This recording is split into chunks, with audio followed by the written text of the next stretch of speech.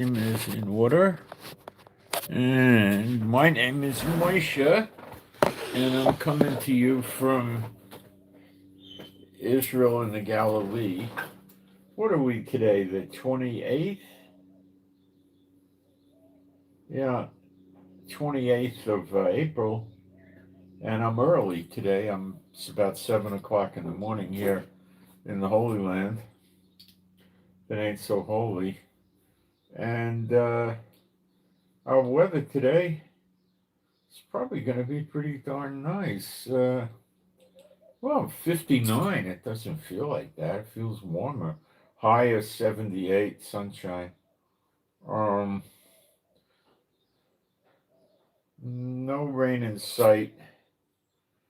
Um, Temps are going to be low 80s, high 70s for quite a while. Then a week from tomorrow, we're going to hit 86, and a week from Thursday, 95. But that's pretty far out to call it. I don't think they're going to necessarily be right. So what we're going to talk about today,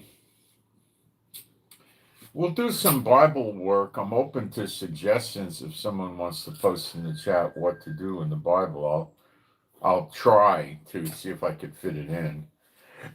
Not time-wise, but to see if it's appropriate. I'll check with the Lord and so forth and see what to do. And we'll cover the news. There's actually a decent amount of news today. Not a lot, but decent. There's some changes in Iraq for the worse, which will fit prophecy in Jeremiah 49. We're attacking Hezbollah like normal. They're not attacking us very much. They're trying to set up suicide bombers in South Lebanon to sacrifice their lives, killing our soldiers in South Lebanon. Israel's going through the lame brain motions of talking to Lebanon, but we're telling them that they got to remove the weapons of Hezbollah. And we've gone through this for years, a year and a half or so. They don't do it. It's a waste of time. This is Trump not yet still really understanding the Middle East. He hasn't disarmed Hamas in Gaza. Don't think he's going to disarm Hezbollah in Lebanon. Don't go there. I mean, I wouldn't. There's no sense in it. So we actually got into a hissy fit with Ukraine over some wheat we bought from Russia that was harvested out of the occupied portion of Ukraine, and he's threatening Netanyahu if that ship with the grain lands in Haifa, that he's going to try to get the EU sanctions put on Israel. I don't know what Netanyahu do. Netanyahu get out of this somehow. He'll make the guy happy. He's not going to go to war over a shipload of grain, although he probably did do that as a favor to Putin. Netanyahu and Putin do have a relationship, but Putin tries to dictate to Netanyahu.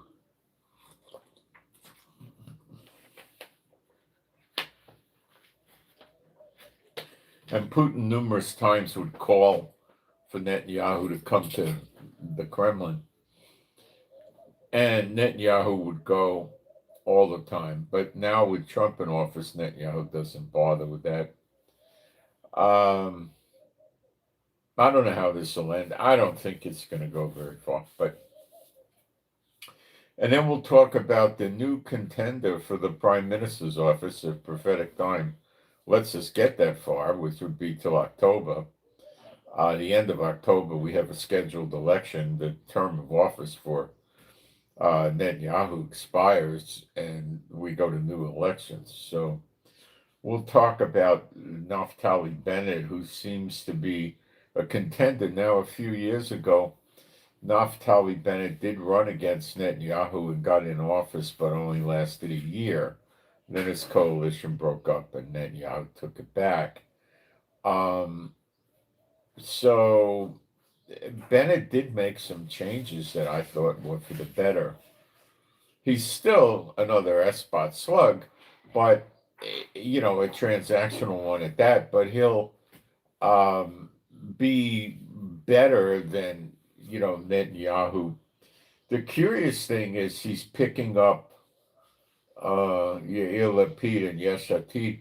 He's picking up parties that are basically, they call it left center. I mean, they're left wing, but they're not all the way left wing. They're, you got centrist and you got left wing. They're like in the middle, you know. But I'll explain to you why this could be a good thing. Okay. And Bennett was in the process of making 400,000 cheap housing units, and he was going to build and rejuvenate hospitals, build new ones, and rebuild or refurbish or, clean up more of existing hospitals. This is stuff Netanyahu would never do. Over his dead body would he ever do cheap housing, you know? Bennett would probably revise Aliyah, make it better and more fruitful. More people would come, and I'll get into it with you. He's no great, guy. I mean, forget that, okay? But Netanyahu is so bad.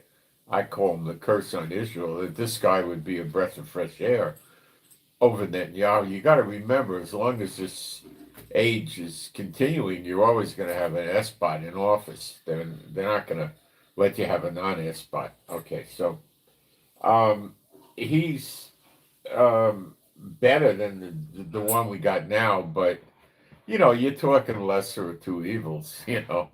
He's not that bad compared to Netanyahu, but he's light years away from a good leader. I mean, he's very, very, very far away. Okay, and we're gonna, show you what's going on and what the interplay is, and of course, the big thing is this lame brain peace proposal that the Iranians submitted to Trump, which so far we heard from Trump that he's not happy with it, and Carolyn Levitt, the press secretary, said that he's going to tell us, talk about it when he hasn't done it yet. So what I'm afraid Trump is going to do is very, very likely going to happen. He's going to just say, "Oh no, we need to have talks. Let's talk about it." And I don't know if the Iranians will go to the talks. So Trump always will. And, basing it on what am I saying this? Well, the Iwo Jima is still pretty far away. What that thing did, I believe it left like North Carolina or something like that. It went down south and it's down, below the Caribbean islands going through the Atlantic now. It's substantially in the Atlantic. I mean, looking at it, probably at least 600-700 miles, 800 miles. So it's starting to move now. I think it might wind up going around Africa, the bottom of Africa.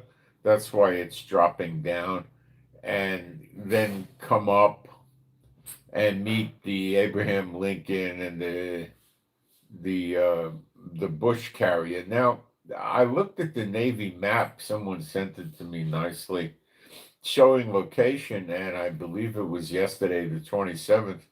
The Gerald Ford was still at the, let's call it the top of the Red Sea by Egypt, by the Suez Canal. So I think it's there for a couple of reasons. Is it in position to do takedowns for Israel? Might be able to, but that's not the ideal position. Not from the Houthis, no. Why is it up there? Well, it's probably there to attack the Houthis if they start blocking, ship traffic in the Red Sea and the waters underneath Yemen. And it's pretty far away from the Houthis, so that means they're going to have to use the very best of their weapons. And that also means there's going to be increased warning time because it's several hundred miles away from the Houthis. So if they were using a hypersonic missile and the ship was 100 miles away, the warning time could be maybe not so good. But when you're talking all the way up at the top of the Suez Canal, they're several hundred miles away. They've probably got a pretty good warning schedule, warning time. So,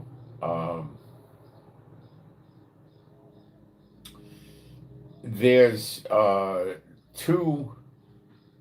there's a total of 3 of these amphibious expeditionary force marine groups with the 3 ships, with a small amount of vertical takeoff planes, or some of them are regular takeoff, and drones and helicopters and stuff like that. Not so much on the drones, so. And he wants to bring a 4th one in. So, what is he gonna do with these guys? What is he trying to? I mean, we're getting about 9 to 10,000 expeditionary force marines. If he goes up to 4, what's he doing with them? Is he gonna occupy Karg Island, or I don't know what he's up to?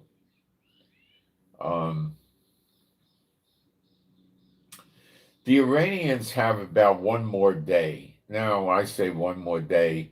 Listen, guys, it could be that yesterday was time up, or it could be time up is on Saturday, Sunday, or even Monday or Tuesday. It's a rough figure where their oil storage facilities, which 90% of them are in Karg Island, are full, and they're going to start being gorged, overflow. So they're going to have to shut down their oil wells from filling the pipelines and bringing it and dumping it in storage tanks that are stock full. They're full up to the top. They're like up to here. Don't make waves. They don't have any more room to go. And if they keep pumping oil in there, they're going to break probably their pumps, their pipeline, their system. So the correct course of action would be to shut the oil flow down. And if that stays there for a few weeks, and the oil separates, there could be a lot of trouble. It gets thick and gunky, and I suppose if you wait long enough, it gets real thick and real gunky. But I think it can. Cleaning the tanks and the pipeline out from this collection of oil that separates can be a very easy-ish thing, and it could also be horrific. The key is, what grade oil are you talking about? Like Texas Sweet would be, better to deal with, but there's no Texas Sweet in Iran. I just use an example, So they got a real problem with that. And the temperature will help separation. So if you're talking 30 degrees, 40 degrees, separation is going to be lower than if you're talking 85, And the temperature in Iran is probably not 85 yet, but it's on the way up,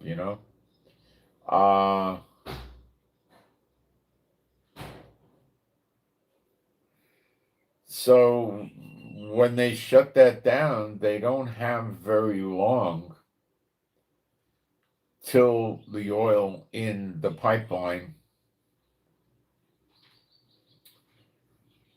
and the oil in the tanks, till it separates badly and gets sludgy, and boy, it could be very thick and sludgy if you give it enough time. So getting it out involves using steam, probably a machine that has bristles that cleans the walls of the storage tanks and the pipeline. Um, but the longer you wait, the more sludge and the harder to clean it. And then the sludge gets thicker and harder. It actually gets wax. And, it could be where it takes many months to open it back up again. So Trump has them in a trap. And to reinforce this trap and make sure they don't come out swinging at America, he's got all these aircraft here, with the carriers.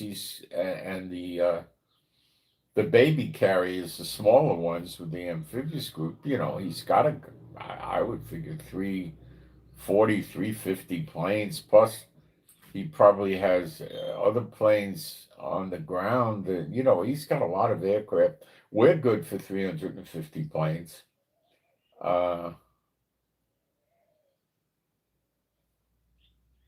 We got something like 350 F-35 stealth jets,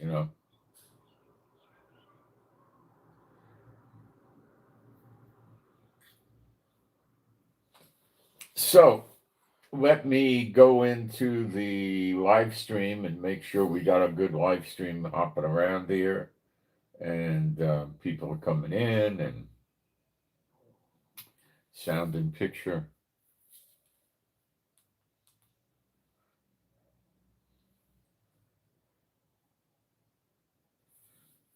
Where's my sound? Where's my sound? There it is. It's fine. Plenty of sound. There it is. It's fine. Plenty of sound. There it is. All right. We got moderators. Thank you, moderators. I know I'm early today. Thank you. And I'm going to put up a post in the live stream quickly. Let me try doing it like this.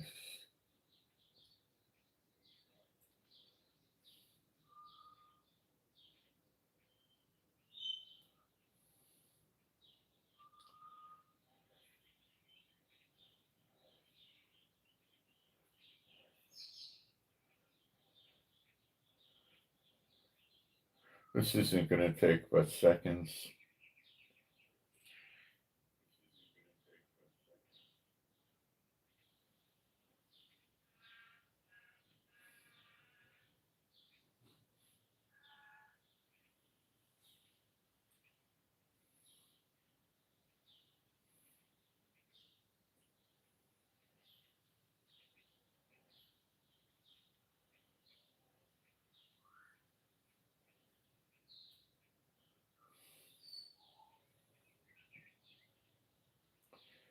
Okay. How's this looking for typos? Looking good.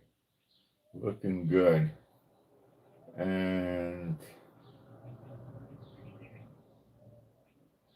let me get this pinned up. Thank you for all you guys that give me these nice greetings. I appreciate that. And let's pin this character up. Worked. Okay. People are coming in. I'm going to shut the sound off. And being a Bible believing site, Old and New Testament, I'm going to do some praise. And if people join in or not, that's entirely up to them. I have no control. There is no God like Jehovah. There is no God like Jehovah. There is no God like Jehovah. There is no God like Jehovah. There is no God like Jehovah. There is no God like Jehovah. There is no God like Jehovah. There is no Messiah like Yeshua. There is no Messiah like Yeshua. There is no Messiah like Yeshua. There is no Messiah like Yeshua. There is no Messiah like Yeshua. There is no Messiah like Yeshua. There is no Messiah like Yeshua. All right. So let's get into it. And, you got to remember that the war in Ukraine is something that we need to be careful and listen to. And I certainly do follow it and I report on it, but lightly. I don't report on it heavily.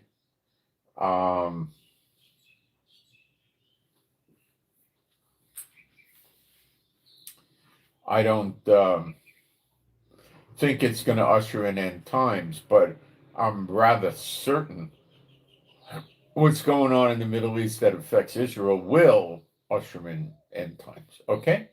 So that's why I want to tell you. Now, for spiritual warfare, I wrote down something so I remind you of this.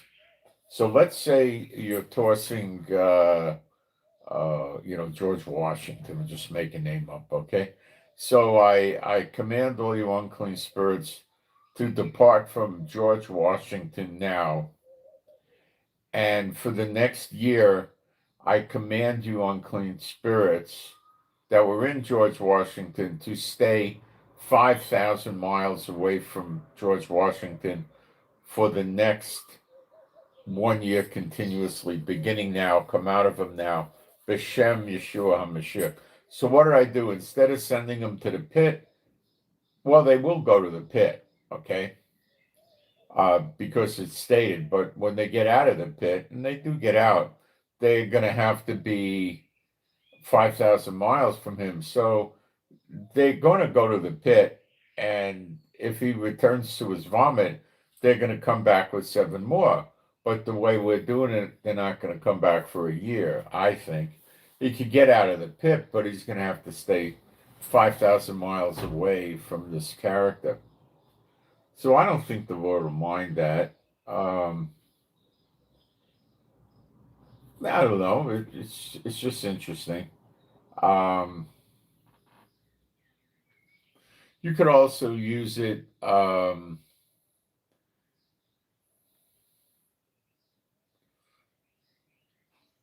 If somebody is being harassed by an unclean spirit, like they're trying to make the person think that they're the Holy Spirit or they're Yeshua or they're Jehovah or an angel, they do that, by the way, frequently, and teach the person scriptures that are all wrong.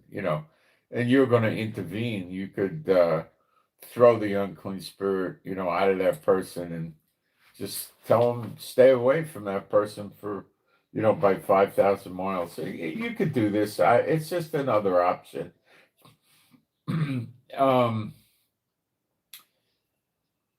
If we tell the unclean spirits that you got to go to the pit where unclean spirits go, where they're kicked out of somebody, and stay there for 29 years, and you keep doing it, there's going to be, a shortage of unclean spirits. And God uses this as well. He uses all things. Remember, all things work to good for those who love the Lord, including the demons. Do you understand that? Do you understand that the demons are not exempted from that? God makes that work for good to all those who love the world, who love Him. Okay? So don't get, confused about that. Okay.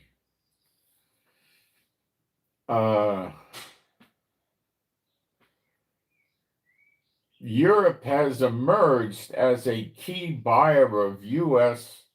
strategic petroleum reserve oil at 90 something. Oh, let's see what the actual delivery price is on American oil. We'll get the crude too. I'll show you. We'll get it in a minute.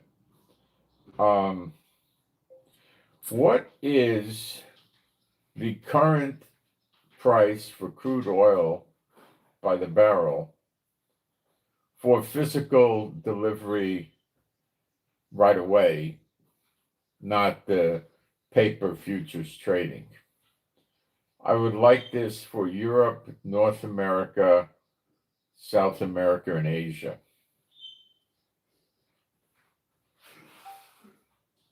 I really don't check the price in Antarctica. I think it's all free gas that the governments bring over there. Okay, let's see what we can come up with.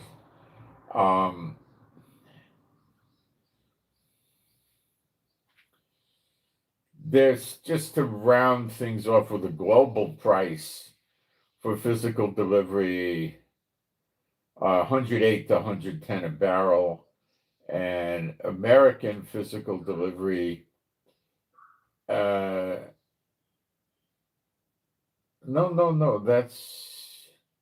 that wasn't physical delivery. No, scratch that. That was the futures paper stuff.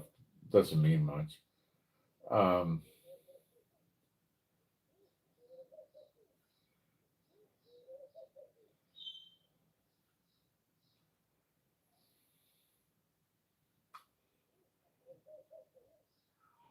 Okay, now we're going to get into the physical delivery for the Brent. And this is in the North Sea, Europe, and its physical delivery is 110 to 125 a barrel. See, that's the real price, because you can't buy paper oil and put the paper in your car, okay? You need physical delivery. All right. WTI, West Texas, that's America. Physical delivery is 95 to 105 a barrel. Louisiana light sweet is 98 to 102 a barrel. I mean, guys, there's no sweet oil, you know. There was a guy I was friends with. He was older than me, like when I was college age. And his, what was it? His uncle owned a gas station right around the corner, a big gas station. And he was a character. And a friend of mine worked there for a summer job. And I got to know this guy. He was a nice guy in a lot of ways, you know. And he ran the gas station. And there was a salesman that used to come around selling a product called STP, Sierra Tom Papa, STP. What it was is for people that had cars with weak oil pressure, older cars. STP was a thick, honey-looking oil type product, but it was a lubricant, and it used to seal stuff up in the engine, and the blood pressure, the oil pressure would go up in the car better. So he used to drink this stuff to sell it. He'd go to the gas station and sit there and open up a can. I don't know if he drank the whole can, but he would take a slug of it out. I don't know why anybody would ever do that. He's crazy. But the guy used to do it. I never saw it, but they all told me about it. Okay, so now we're in South America. So in the Brazil area, we're looking at 100 to 110 a barrel. In Colombia, Ecuador blends 90 to 100 a barrel. Venezuela heavy crude, that's 60 to 80. I believe that's the junk oil that they use for like home heating and furnaces and stuff like that, you know.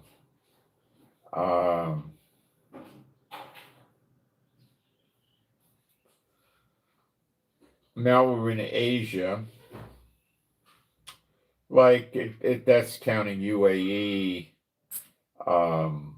Okay, so Dubai, UAE, 100 to 110 a barrel.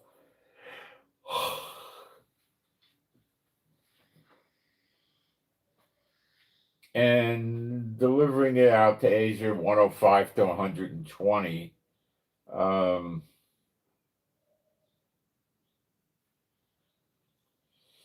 So it's roughly going $5 to $25 over the crude paper futures trading price and for physical delivery.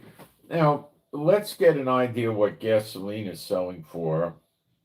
What is gasoline for the car selling for in Europe, Asia, North America, South America, Africa?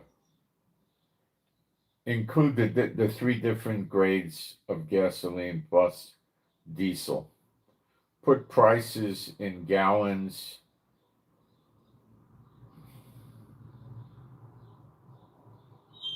in US dollars.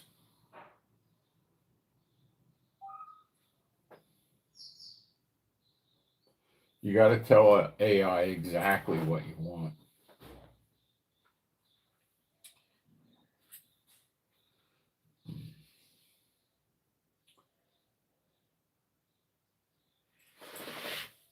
The world average, if you're interested, is $5.64 a gallon. That's for gasoline. For diesel, it's about it's a little bit more, 5.72, a few pennies more.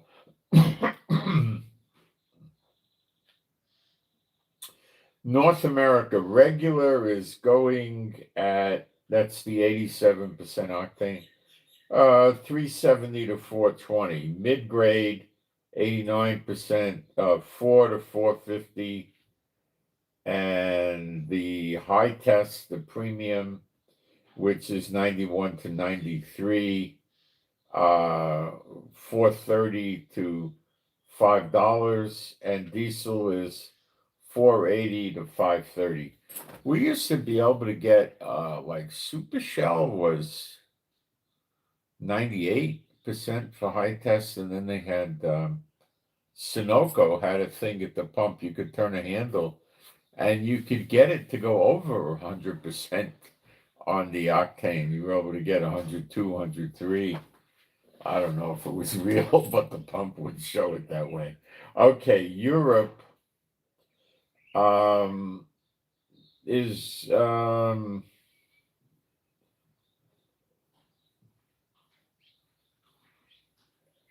it didn't give it to me. Oh, wait a minute, here it is. Regular 95%. No, I don't know what they're talking about here. This is regular. Forget the number. They got a different number in Europe. 720 to 850 a gallon. See, that's like what Israel has.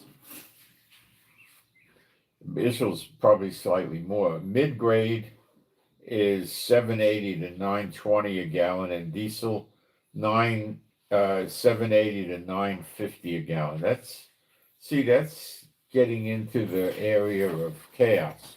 I say $8 is about it, but Europe's used to having it at $9, so they could probably hang on.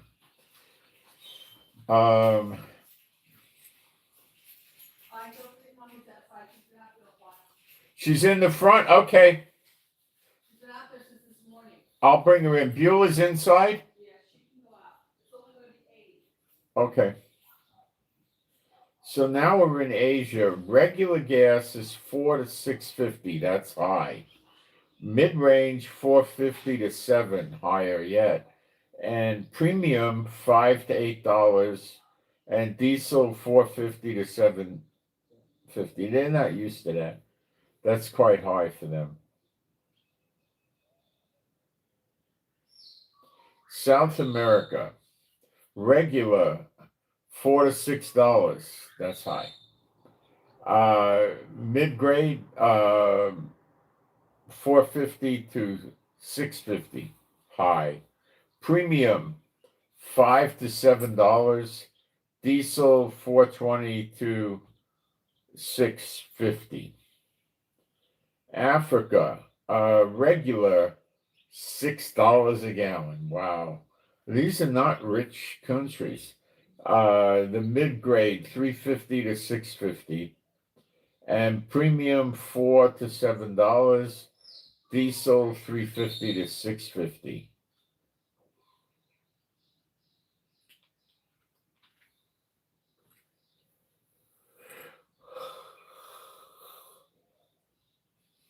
Let's get this.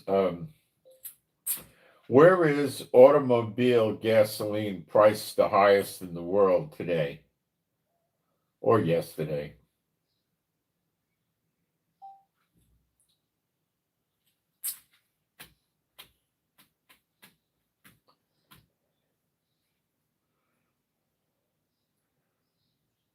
Hong Kong, $15 to $16 a gallon.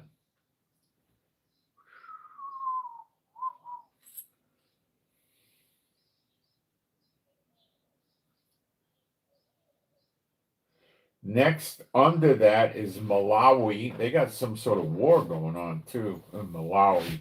It's 10 to 13 a gallon. Then it takes us to Netherlands,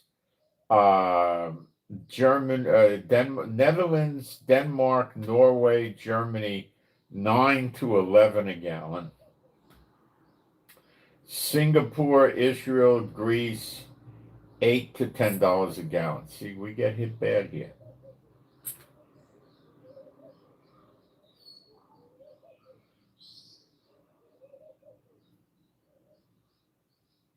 Okay, so that's the picture of the fuel, and I want you to understand that it could easily go to $12, $15 a gallon in a lot of countries. And if you're looking at America and you're at $12 a gallon, I think that Trump would have to subsidize. He would never let it get that high. He couldn't make it. He might let it get up to $7 or $8, and that's about it. You get too high and people can't go to work. What happens then? You got chaos.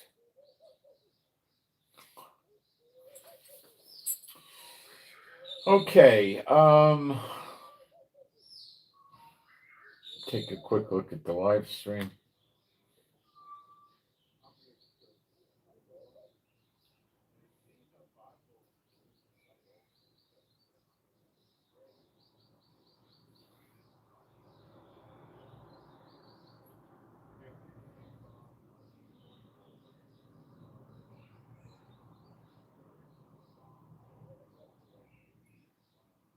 All right, I'm not seeing any questions. If anybody wants prayer or, ask questions, you can. All right, let's get back into what's going on here.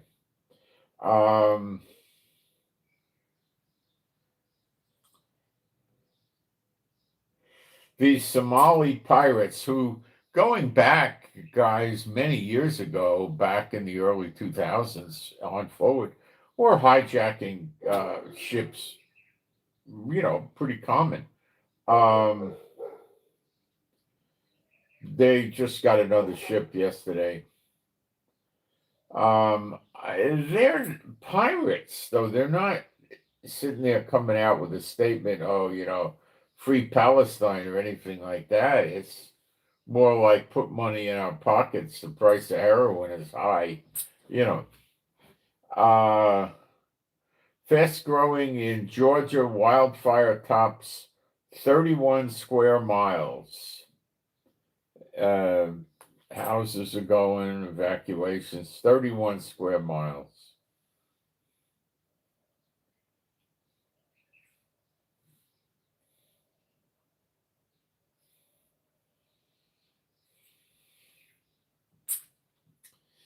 Germany is preparing their navy to go to the Persian Gulf to assist in the situation there.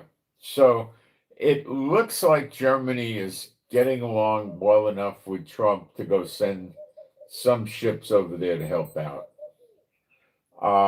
Now, let's not stretch it and say that Iran is going to start firing at American warships. It's very possible.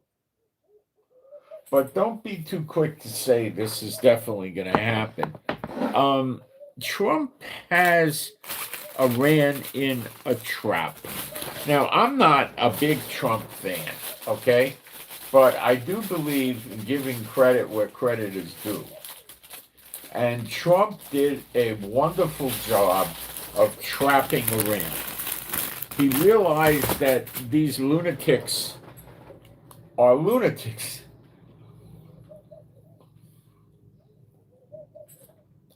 He destroyed much of their country with Israel. Together, they dropped 23,000 bombs and missiles.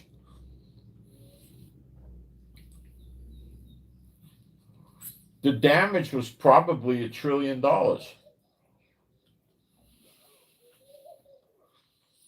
They didn't quit.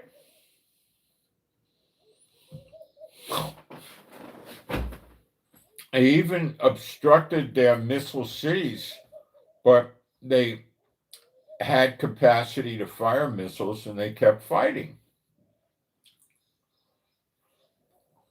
They kept telling Trump they wanted the same moronic terms from negotiation. They were saying they're winning. What did they want? War reparations to rebuild. You know, they wanted nations to guarantee the ceasefire was permanent.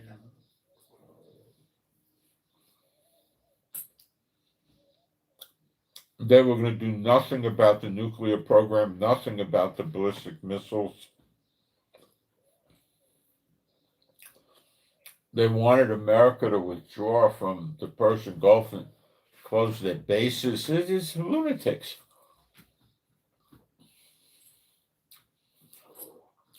So Trump wasted a lot of missiles and a lot of bombs and a lot of money and didn't get anywhere.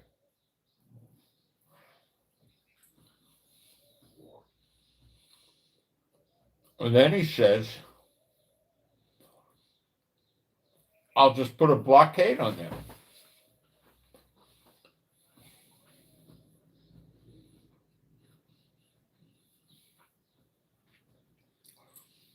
Not letting their ships leave because they're carrying oil, not letting them come in. No ships are going to Iran. And he's letting ships go to Kuwait, Bahrain, Qatar, UAE, and Oman, and Saudi Arabia, but not Iran. So what did we just find out?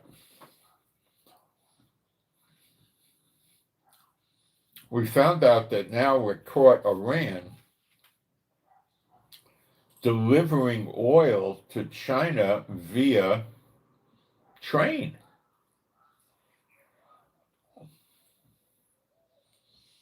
I didn't think that could be done correctly or effectively or economically, but they're doing it. You can run 100 cars in a train, okay?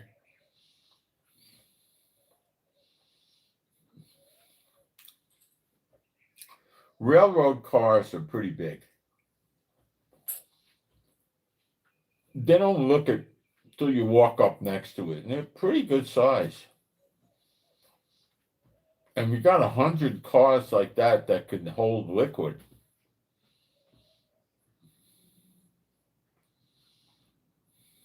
Boy, you got a bunch of oil in there. Now I know why before the ceasefire, Netanyahu was attacking the railroads in Iran. He knew. The Mossad knows everything. They know what was going on. How would they know? Well, they probably did it with, how would they know? They, drones, aircraft fly over, and they saw them loading it, and they saw what was going on, and then Netanyahu started attacking the railroad system. He never got a chance to really wreck the system, but he got a chance to cause trouble for the system, and we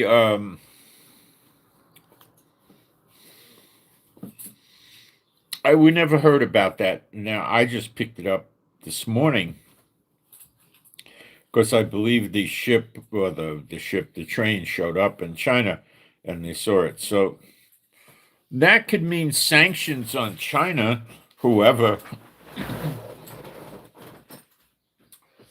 was bringing the oil in. It got to go to a refinery. So whoever's running or owning the refinery would get sanctions. But I don't think these Chinese entities give a hoot. They don't use the bank. They just use the Chinese banks. What do they care?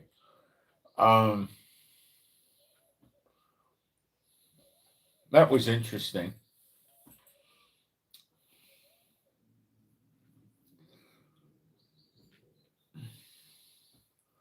So they come to Trump and they say, okay, we'll end our blockade. Well, their blockade isn't that effective. What they did is put naval mines in the Persian Gulf far away from Iran to make it difficult for the other nations to travel, to have their ships travel there because they don't want to mitigate a naval mine.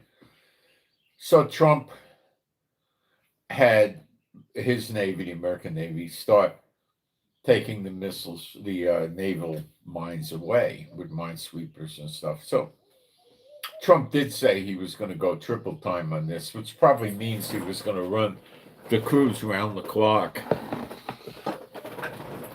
And I guess he significantly dented the amount of missiles of naval mines they had. I keep saying missiles. Okay.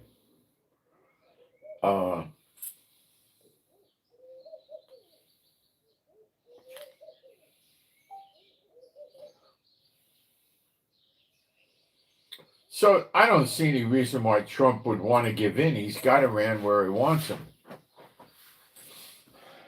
And Iran's, what is Iran going to do? They're going to say, okay, we'll do a temporary ceasefire. They've already been trying that, end the blockade, and Trump's not ending the blockade, his blockade. So it's choking Iran. It's like, they're gasping for air, money in this case. They're gasping for money. When it comes to money, Trump's your boy. Okay? Regular warfare, I don't think he's so good. When it comes to money, I think he's pretty good. So it seems he figured this out, and he came up with a real humdinger of a doozy here. And Iran's in the grinder. He's got them locked in like a vice, and he's grinding them, not just tightening the vice. He's grinding them up there. They don't know. I don't know if they know what to do next. He's got all those warships with aircraft on them, and aircraft on the ground plus Israel aircraft. So if Iran wants to play games and start attacking, they're going to start having 1,500 bombs a day hit them.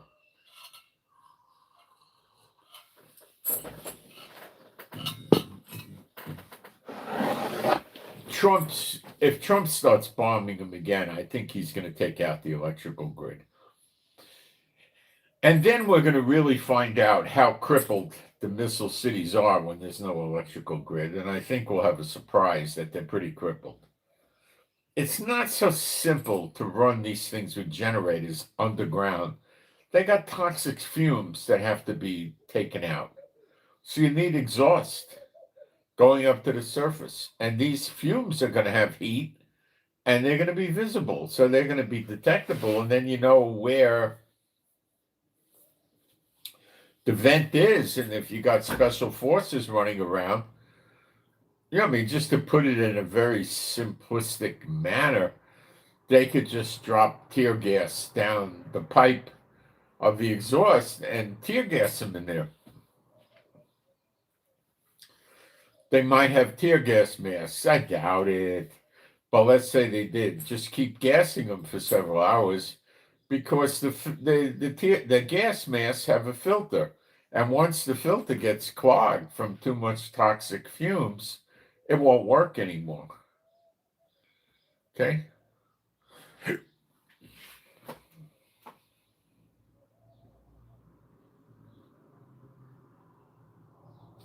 Hezbollah talking. We will begin to use tactics from the 1980s and deploy groups of suicide bombers to prevent the enemy from establishing itself in southern Lebanon.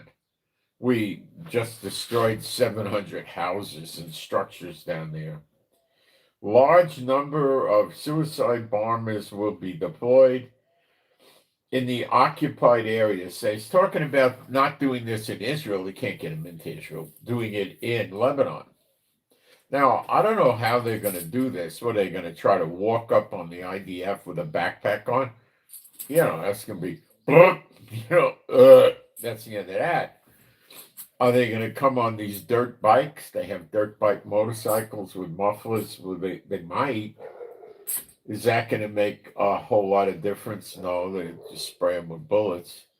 Coming on a motorcycle and one burst, and that's the end of you.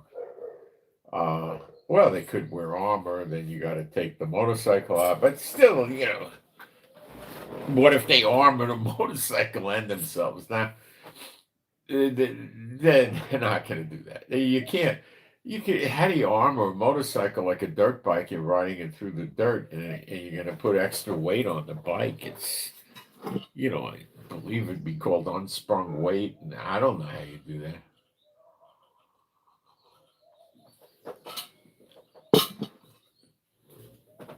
The motorcycle will be crappy. I mean, it won't be operational very easily.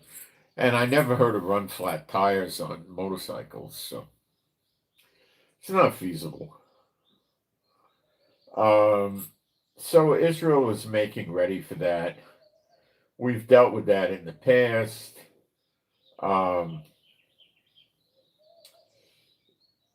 It's a question of having a lot of soldiers on guard while the others are working and sleeping, and so they can't get close. And the soldiers that are on guard, we could build them some kind of a barrier facility, a little booth maybe that's surrounded by a lot of dirt that, maybe, 10, 15 feet away, so they can't get that close.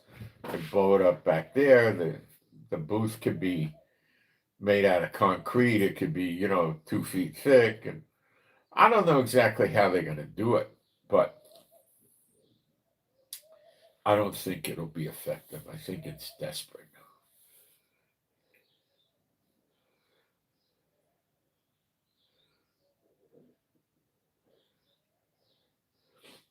So the Hezbollah leader said that they're never going to agree to disarm. They're just like Hamas. And has Hamas disarmed yet? Nope. Has Trump threatened them many times to disarm or get wiped out? Yep. Has Trump wiped them out? Nope.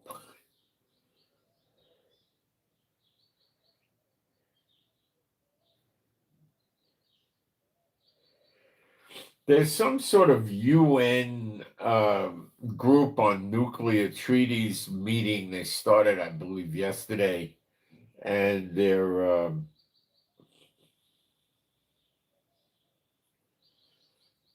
it's expected there's going to be real clashes between the UN and Iran.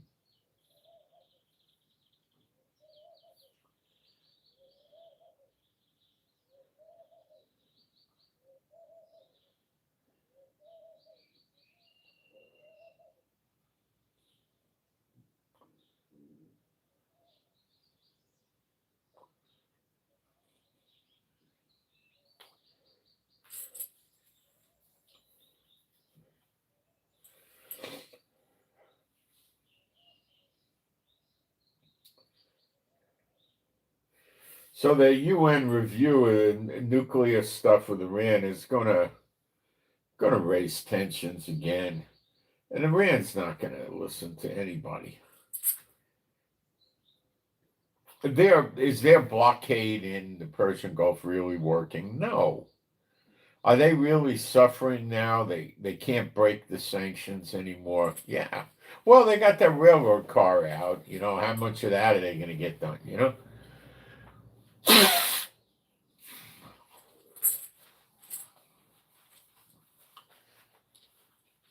know, 100 railroad cars full of oil might equal one super tanker. That's or China got a much bigger appetite for oil than that. Um,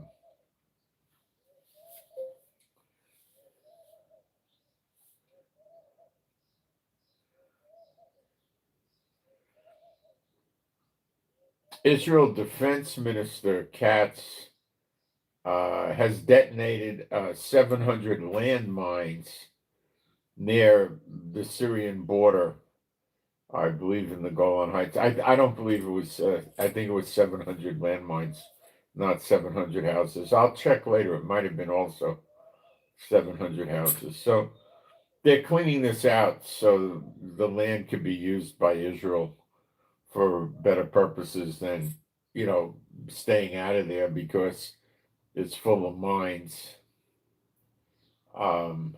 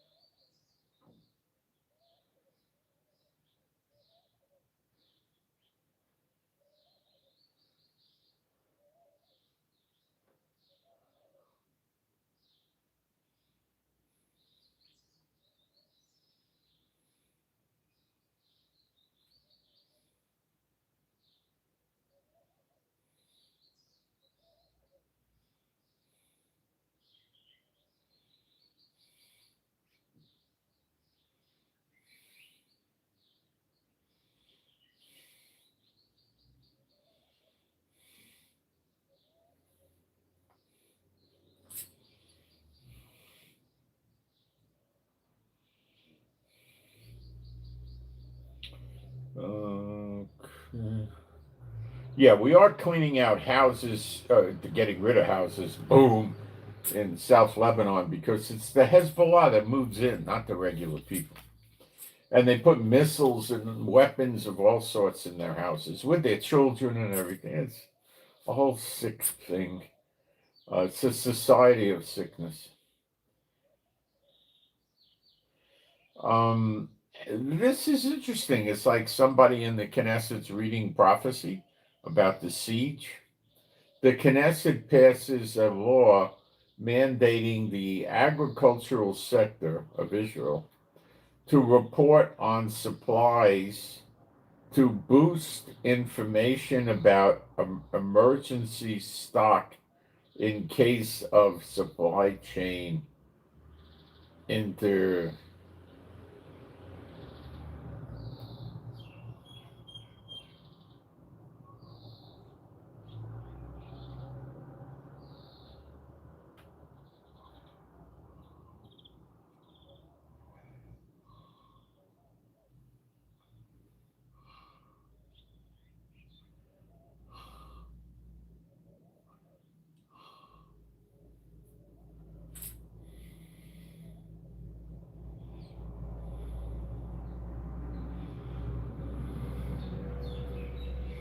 this again is Netanyahu's stupidity, fooling Israel. Hey, let's destroy the real estate.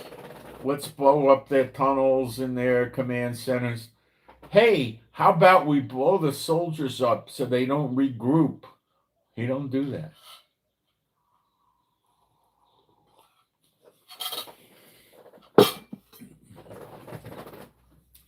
One of the things Naftali Bennett is doing on his ticket running for prime minister in the October election is he's saying he's going to conduct an October 7th investigation.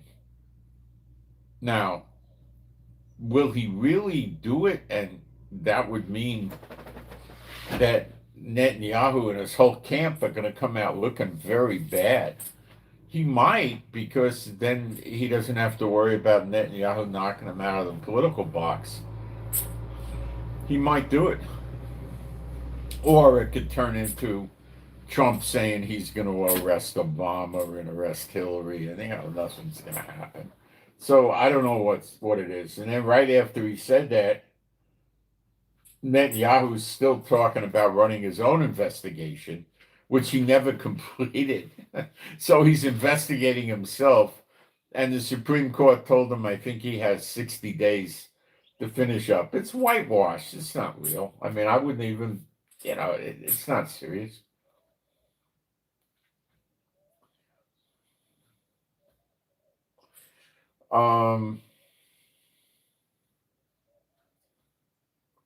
So all we know to date is Trump is unhappy about this proposal from Iran.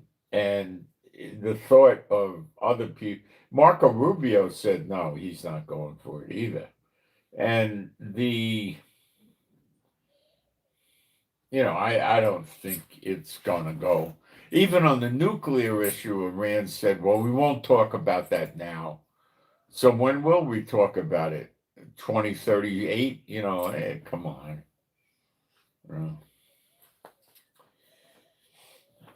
Iran just wants to get out of the trick bag. They're suffering. They're going to go down. They don't know what to do.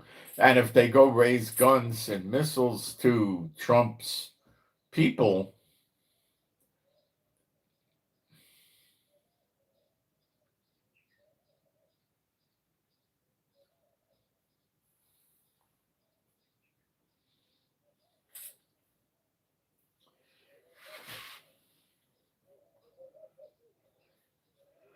so we'll hear an answer from Trump probably during the day. I don't think it'll go on more than a day. He's probably trying to construct an answer that would bring oil prices down, and I don't know how the heck he's going to do that. Wishful thinking kind of answer, I guess. Offering to have negotiations with them again. More weakness, But while he's doing the weakness, at least he's still squeezing with the blockade, so it's not so bad.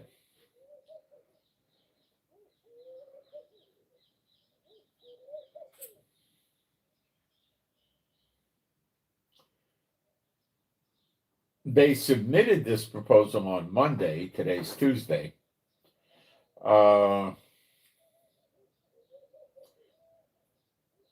They delivered the proposal through the Pakistani moderators.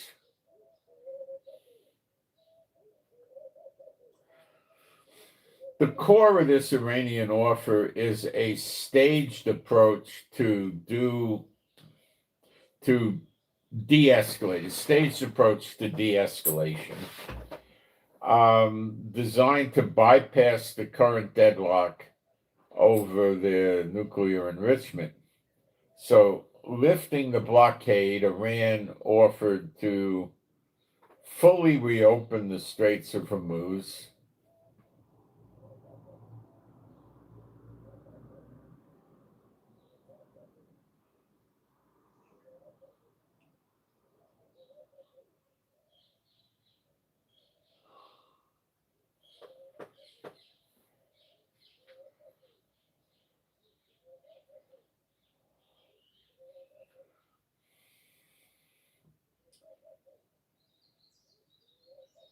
So Iran has offered to fully reopen the Strait of Hormuz and restore the flow of oil and gas.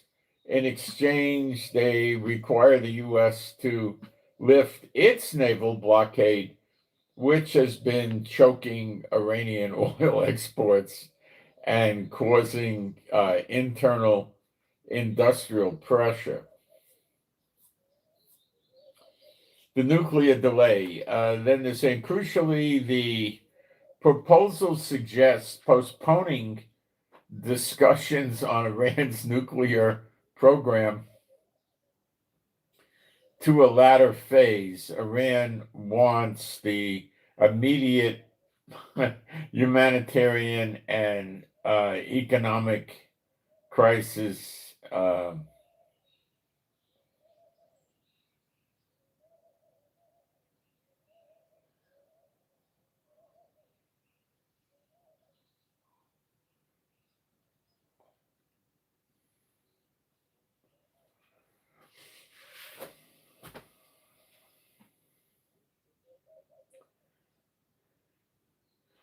So they want to restore the flow of oil. They want to restore their exports. They want to get more money in. They want to keep funding Houthis, Hamas, Hezbollah, Iranian-backed militias in Iraq and Syria. They want to keep all, and they want to keep all this going. They're not stopping anything. I mean, I don't know what Trump is going to do. If Trump tells them, hey, fellas, bombs away, then the oil prices go up. So I don't know what Trump's going to do.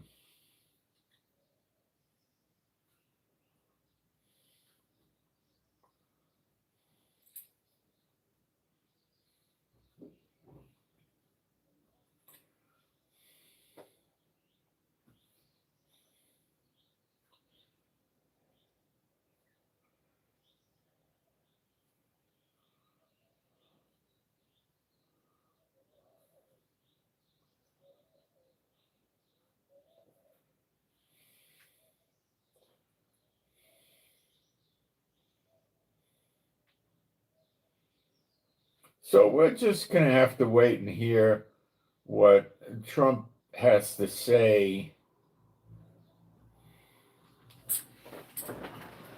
I don't know what he's going to say, but I don't think there's, I can't imagine Trump saying, okay, we'll lift our blockade, you lift yours. What does that do? Iran's just going to rebuild and attack again.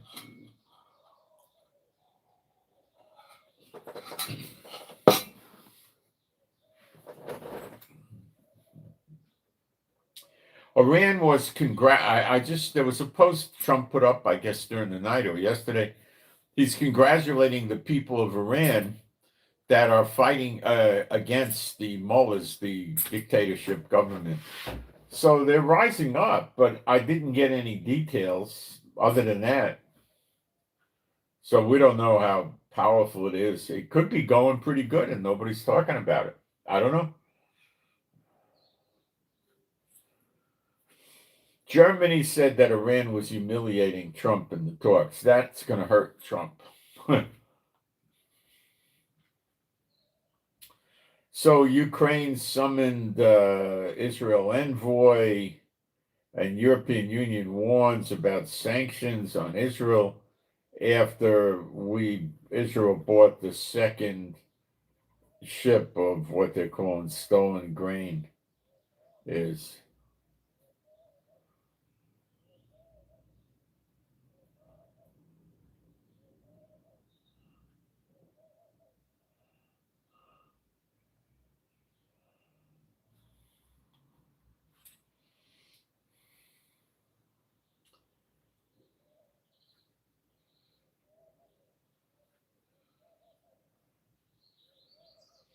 So we'll see. Now, if Bennett gets in, if time goes on and it lasts that long, which I don't know if it will or won't, Bennett will go back to putting up several 100,000 cheap housing units, which is going to be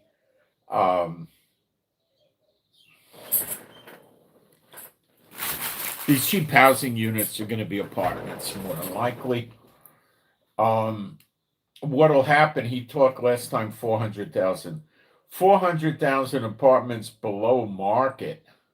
Now, they're probably going to put a two-bedroom apartment in for about $100,000 probably. That's everything, soup to nuts, 100,000. And it's a lot more now. And it'll be comfortable. How many square feet would something like this probably have? Let's see. Probably 900, 1,000. And it's, for somebody that wants to raise a family, you can, have two or three kids in the place. This is Israel. They have at least two or three, if you've got 3, 4 kids, you'd want to get a 3-bedroom, which would probably be 120, 125,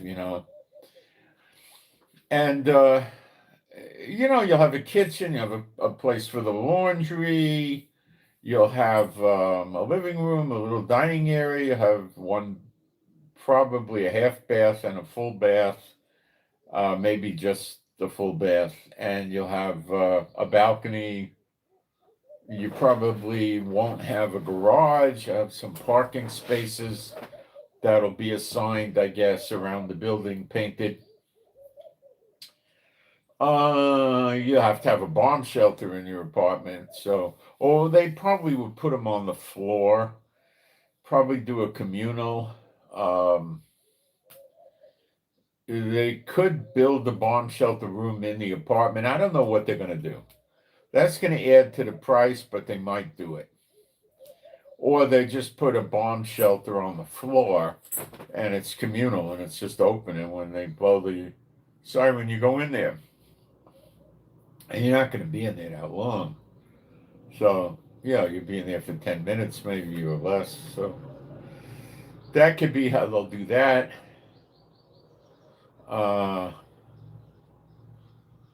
Most of the private houses now have inside the house a room that's the bomb shelter. So, this are the more modern builds. So, when you're in a war, you just sleep in the bomb shelter, so you don't have to wake up when you hear the sirens. You're already there.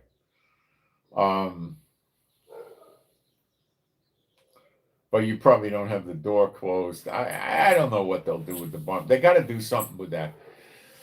And it's for people that are getting started, and they, you probably go to the bank and get a loan, and they'll be in the West Bank, they'll be in other areas where the land's very cheap, and that will knock down the housing prices in Israel, because people will buy these apartments. They're paying high rent. They're going to walk out of the rental, goodbye, I'm leaving, lease up or whatever, and go buy the apartments Bennett's putting up. And the payment on that is probably less than the rent.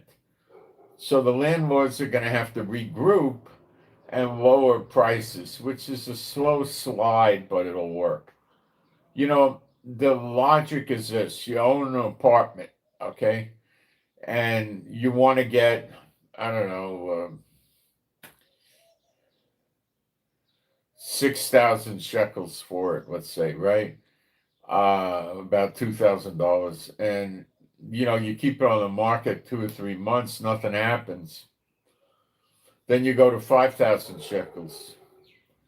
It still doesn't rent. Then you go to 4,000 or 4,500, and then you find your happy place and you rent it. So it might take 6 months, 9 months to bring the rentals down, but it will work. It would work. Okay. Now he wants to put money in the hospitals. I think he was talking 7 more hospitals in Israel. I mean, Netanyahu doesn't ever even talk like that. Well, hospitals? Well, yeah, not going to do that. Cheap housing, Netanyahu would say, I'll cut my wrists before I give you stinking poor people a break. He wouldn't do that. He wouldn't talk like that publicly either. But he wouldn't, that's my opinion, he wouldn't do that. He never talks about helping the poor people in Israel. He doesn't talk about the poverty level people eating at the poverty level, like a third of Israel. He doesn't talk about it. Maybe he's proud of it. I don't know. He's a piece of garbage. He's a curse on the country. That's all he is. Okay. Would Bennett still be a curse on the country? Yeah, he's a transactional despot, but it would be less. Now, he'll change things with immigration. Okay. They're not going to bear down so hard on people who prove themselves Jewish. What Netanyahu did is makes a camp with the ultra Orthodox who can't stand the Jews that are not ultra Orthodox. Basically, they don't want anything to do with us. They don't want to talk to you. They don't want to go in your house or you theirs. They want anything to. They don't even want to talk to you. Okay.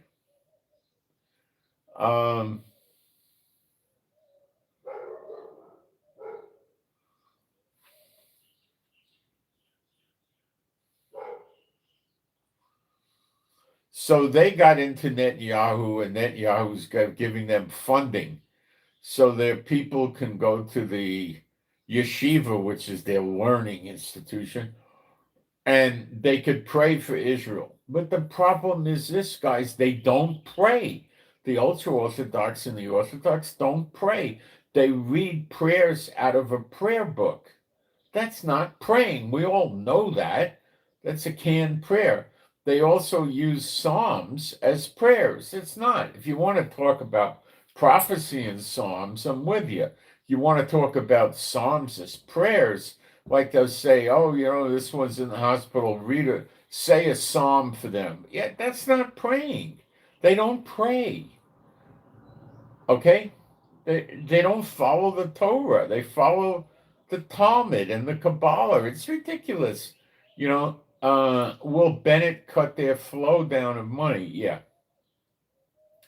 He'll probably give them a year's notice and he'll cut it back.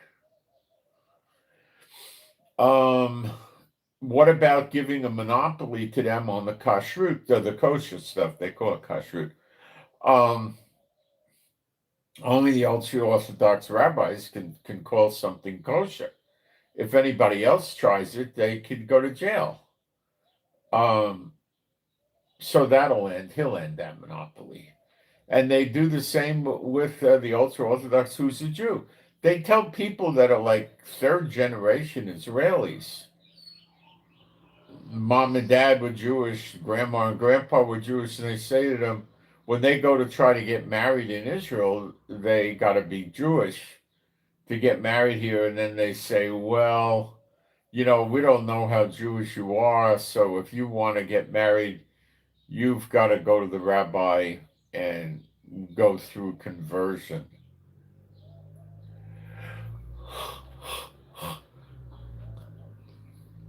And you got to pay a lot of money for that. It takes, I think, 3 years. So some girl or some guy in their low 20s is going to get married after they got out of the army, right, and have a family. And the rabbi says he can't marry him because he can't establish how Jewish they are. They got to convert. If they don't want to convert, they got to leave Israel. They can go to Europe or, different places, get married there, then file the marriage certificate with the government, and they would recognize it and consider them man and wife. And then we get into questions about, are their kids going to be Jewish? And, according to the rabbis, it's ridiculous. It's absurd. So Bennett has no use for these people. They're not going to back him. Bennett's going to draft them. He's going to just lay the law down. Hey, you got to go in. Okay? And if they leave, they leave. But Bennett's not going to sit there and say, no, you don't have to go in the military.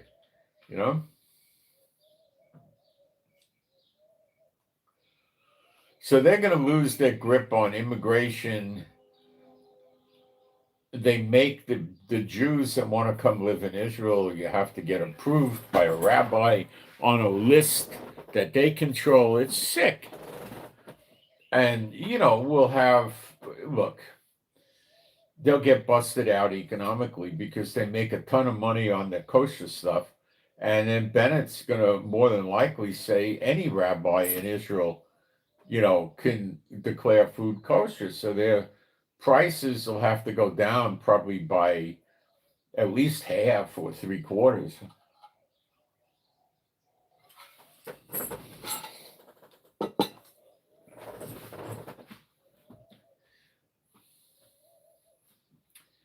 And then he's going to knock out these stipend payments to the kids at the yeshiva. He's going to bust them out economically. They're not going to have a lot of money to go manipulate the government like they did with Netanyahu. The left wing doesn't get along with the ultra-Orthodox, okay? The left wing's position is typically, we don't want a temple, we don't want this, they're not friends with the ultra-Orthodox. And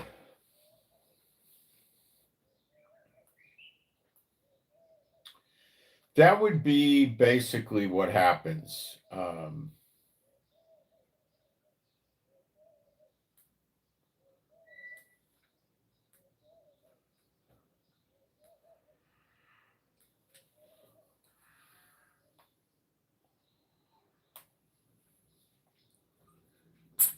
That would be it.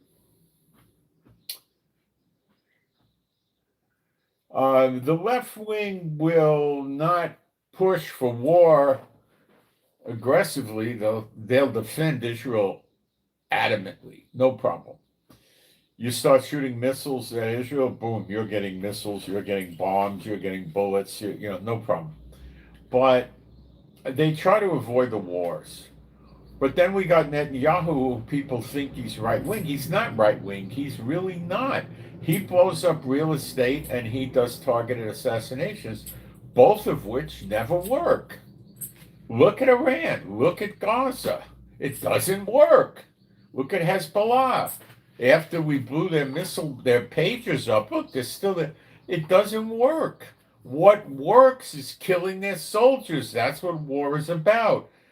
He makes it sound like it's real war, and he leaves the enemy there to rise up and attack us again in another year or two later.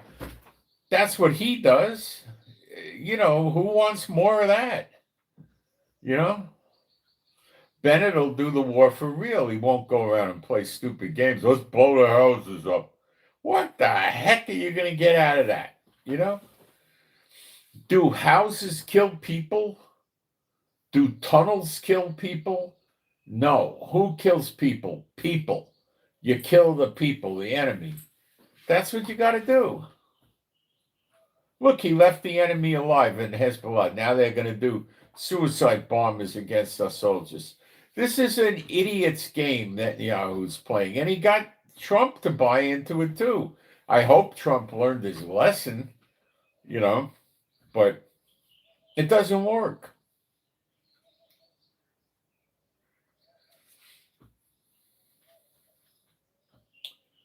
So he's the only one I see emerging that has a chance. Now, mind you, he has to knock out Netanyahu. I don't know how that'll work. He did it once. He could do it again. But Trump is rather popular now because he's got, not Trump, Netanyahu, because he's got Trump in his pocket, or Netanyahu's in Trump's pocket. I don't know. They're in each other's pocket. I don't know. But Trump will definitely start putting good words out for Netanyahu to sway people to vote for Netanyahu. But, what are we going to do about that? We just got to hope that Bennett can pull it out. But they're all no good. That's the problem. And, Bennett ain't going to fix much. Netanyahu is just so bad that Netanyahu will erase some of the horrific stuff he did, like giving such great latitude to the ultra-Orthodox to make money on so many different things that they're abusing, you know. So, that's what you're going to see, Bennett do, small things, nothing big. He was in the military. He was a commando, and he'll promote the military. He'll like the military. Would he get along with Trump? Yeah, they're both transactional. They get along. I think he'd get along pretty good with Trump. I don't think he has a problem with Trump, and I don't think Trump has a problem with him. Trump likes Netanyahu, which is not good for us because Netanyahu doesn't care too much about us.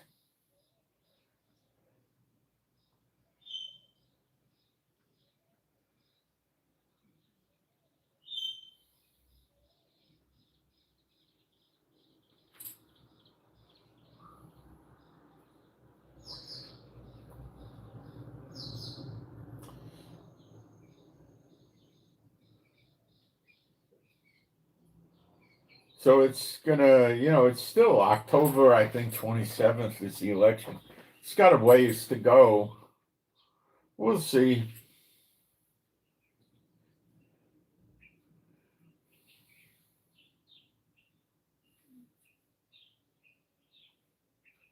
Our Minister of Defense, the military guy here, Katz, tells the UN envoy that Beirut must ensure Hezbollah's disarmament.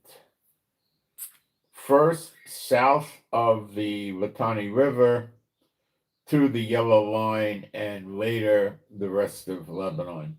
It ain't gonna happen.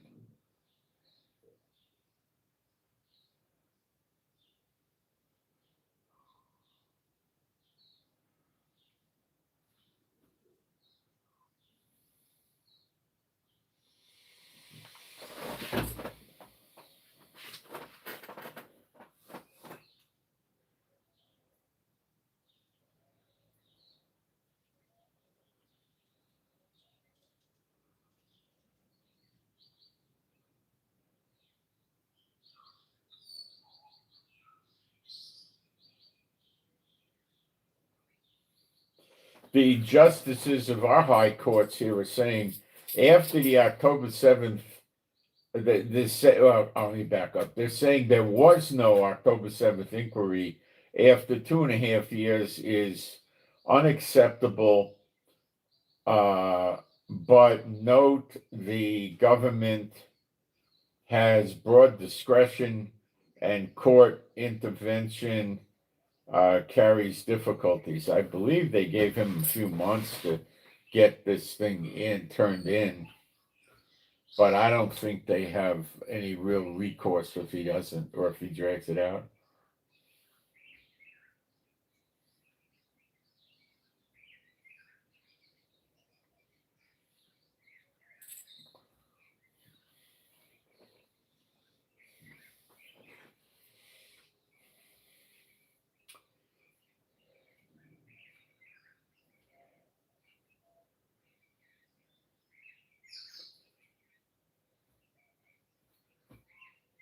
On the first day of the Nuclear Disarmament Review Conference, this is the United Nations one that is on yesterday was the first day of it.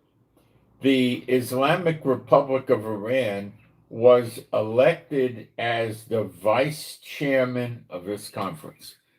This shows you the insane state of the world. That's all I could say. Unbelievable, huh? I mean, you have trouble even believing this. It's so bizarre. Let's see what's going on in my live stream here. In the live stream.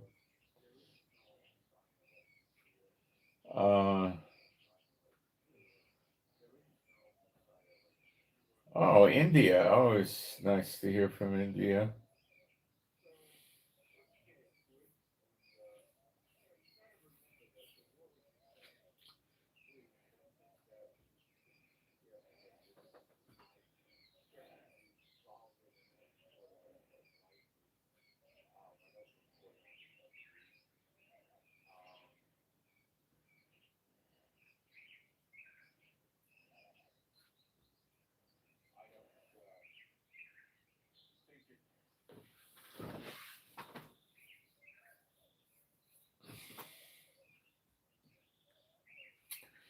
All right, I got a topic we could cover today in the Bible.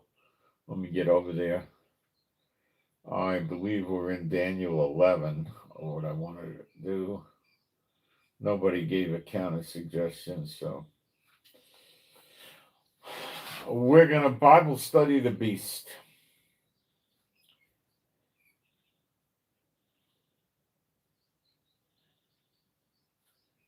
I got to pick it up where it is.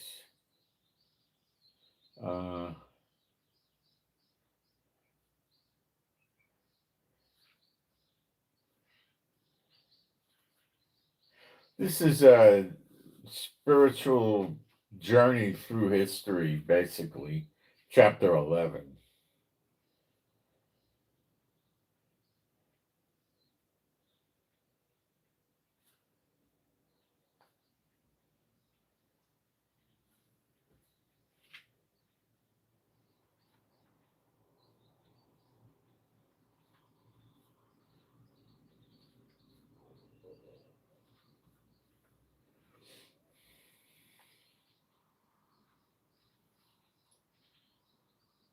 Maybe it's here. I got to find out where to pick it up.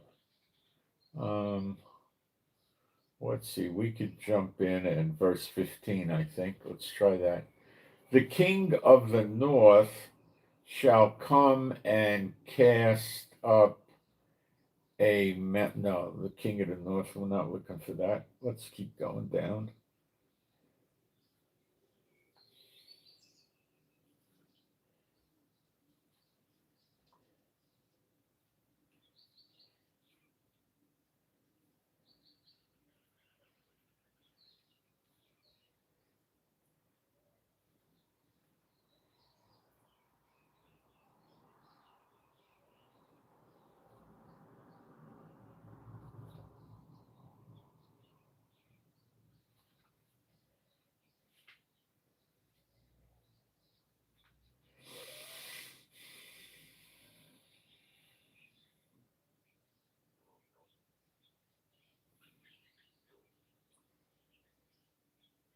Oh, let's see. Jump in at 19. Oops, 19, 11, 19. Then he shall turn his face towards the fort of his own land, but he shall stumble and fall and not be found. So he's gone. Then shall stand up in his estate a raiser of taxes in the glory of the kingdom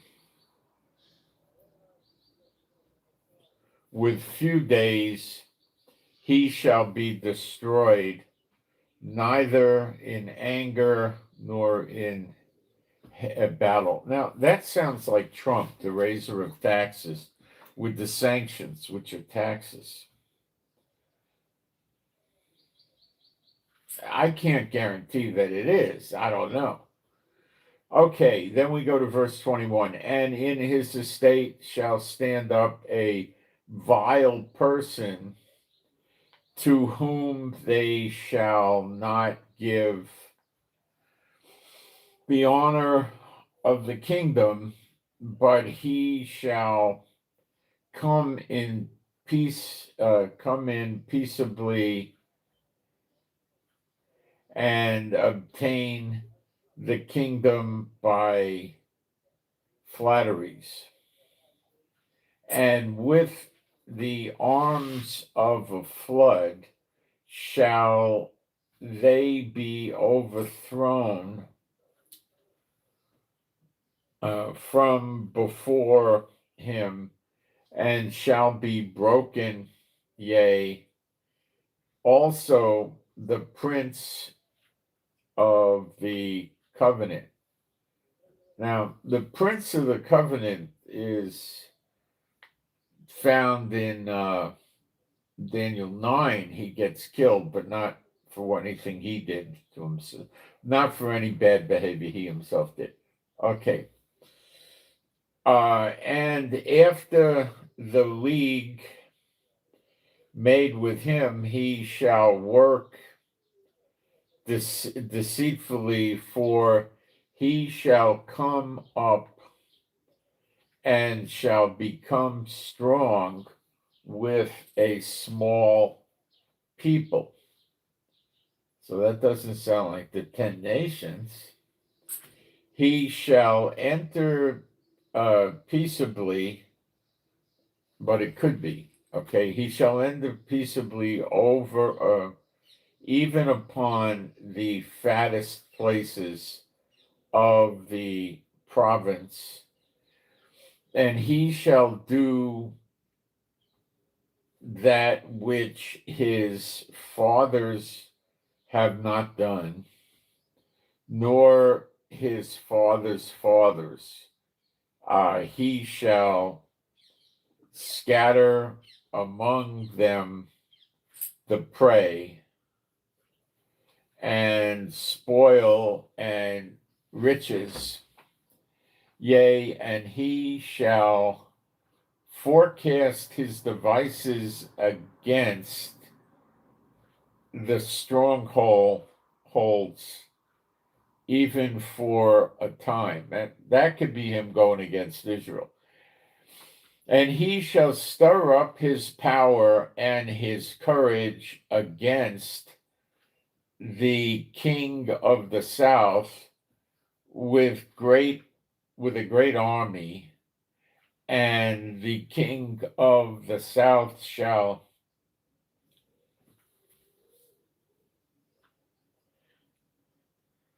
be stirred up to battle with a very great and mighty army, but he shall not stand, for they shall forecast devices against him. That's like, I believe, witchcraft, or I don't exactly know. Let's see. Let's take a look at.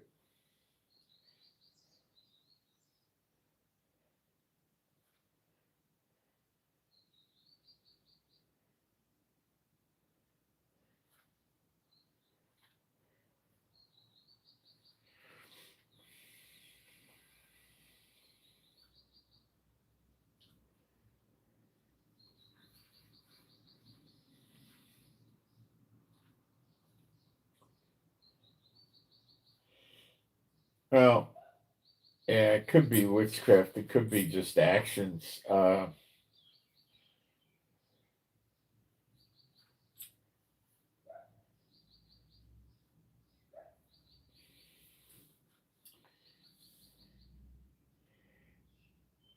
And both these kings' hearts shall be to do mischief, evil things, and they shall speak lies at one table, and it shall not prosper, for yet the end shall be at the time appointed. Then shall he return unto his land with great riches, and his heart shall be against the holy covenant. Okay? So that's starting to tell us who he is. And he shall do exploits and return to his own land. At the time appointed, he shall return and come toward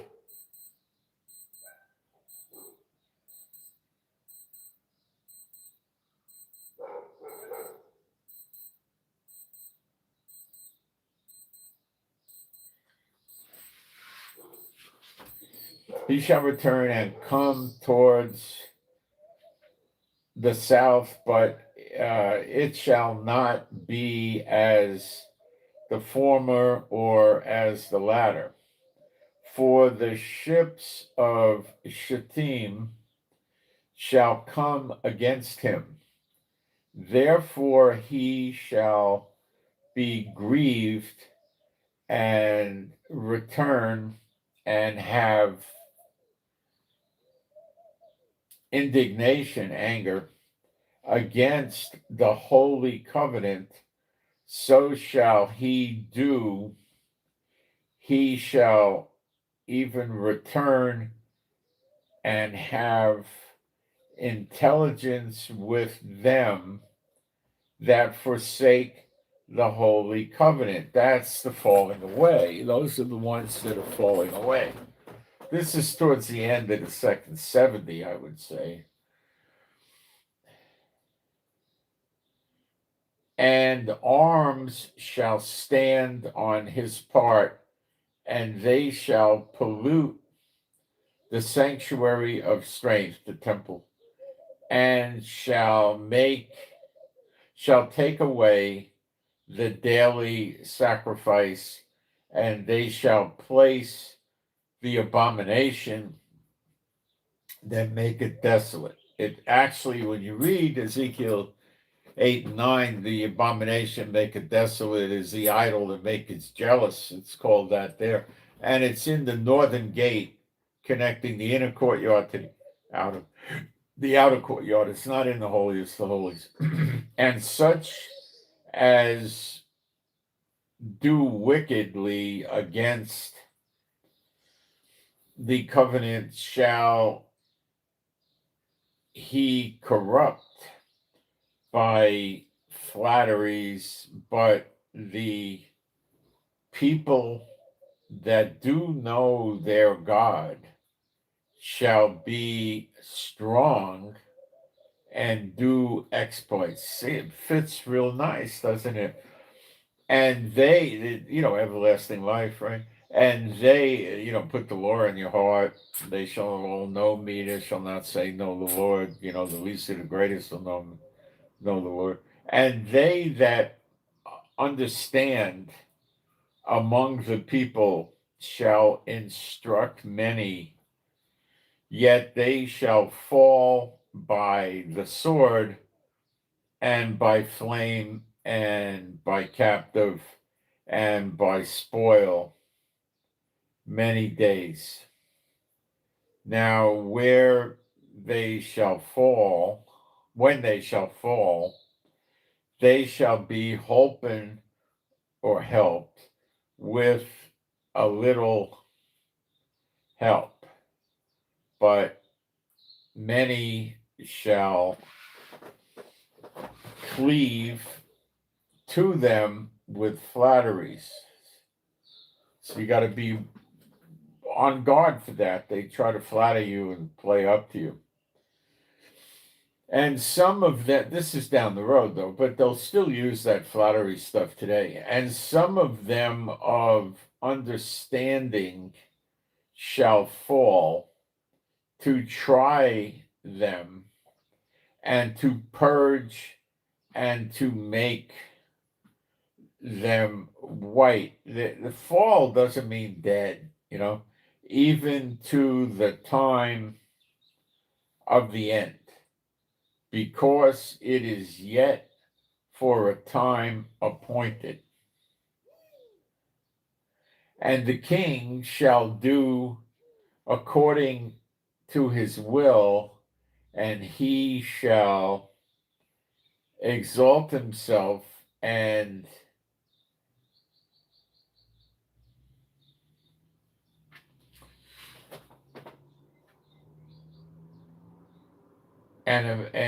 magnify himself above every god, and shall speak marvelous things against the God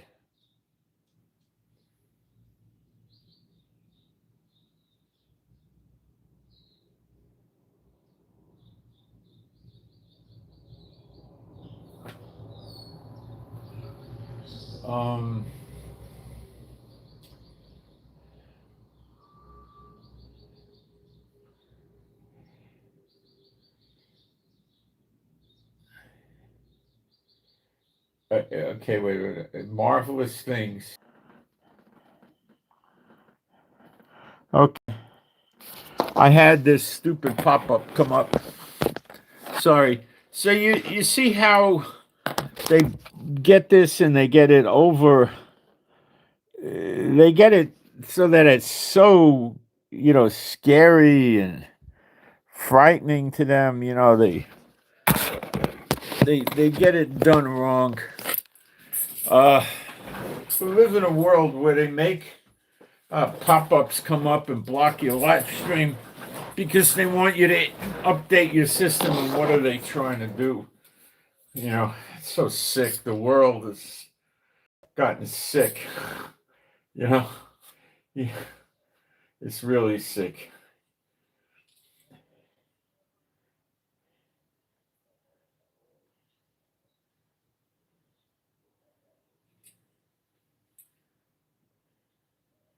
I'm looking if I got any emails there. Somebody wants, let's see, somebody requests, can we have a prayer against the monitoring spirit and unclean spirits to be gone away?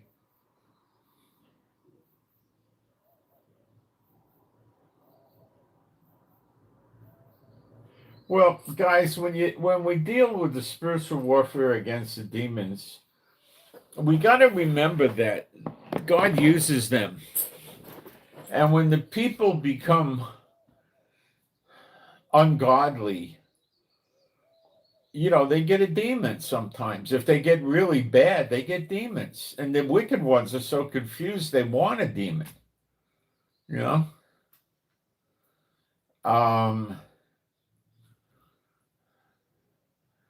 So we can't, stop the demons from working at this point in time. We know in Zechariah 13 that the Lord runs the demons out of Israel when we hit redemption.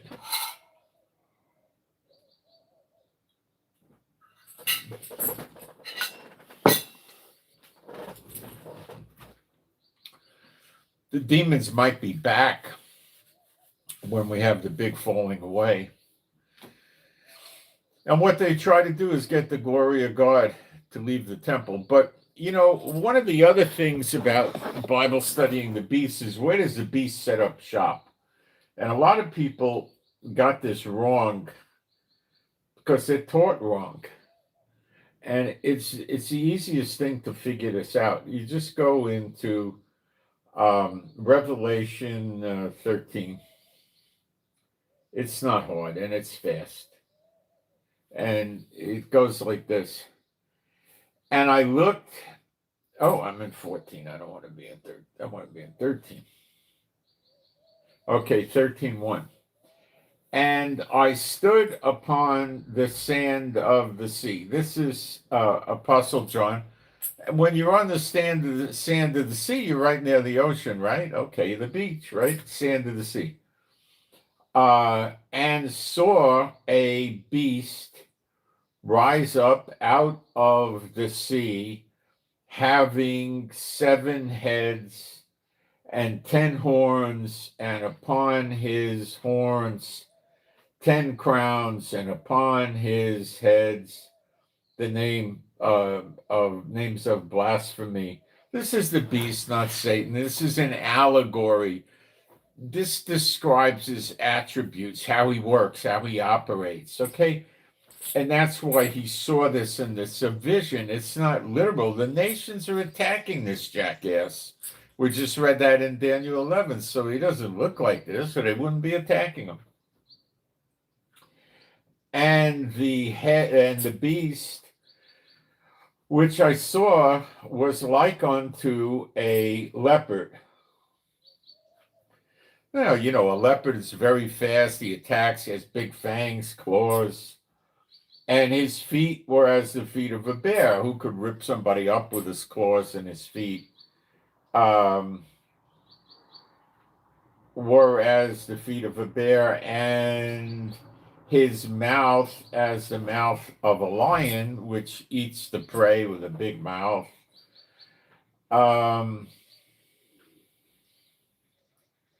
And the dragon, that would be Satan, gave him his power and his seat and glory. Now, when we read the word for dragon, which is Strong's number 1404,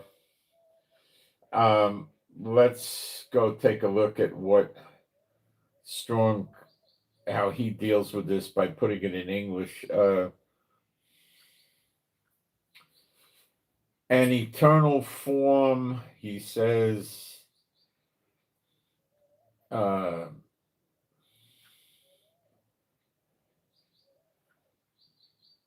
fabulous kind of a serpent.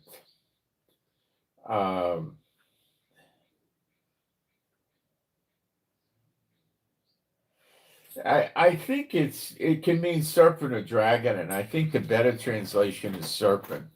You know, like Satan got the serpent to lead Eve astray. Well, is that what God really told you? You see, that's how they work with the false prophets and the false teachers work that way. Look what Satan does. He's got Buddhism, he's got Hinduism, he's got Mohammedanism, he's got Catholicism, and on it goes.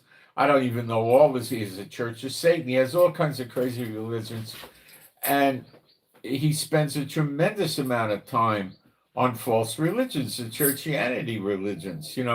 He spends a tremendous amount of time on that. That's his way he works. That's how he worked with Eve. So he doesn't look this way. They make pictures of him like this. No. Okay.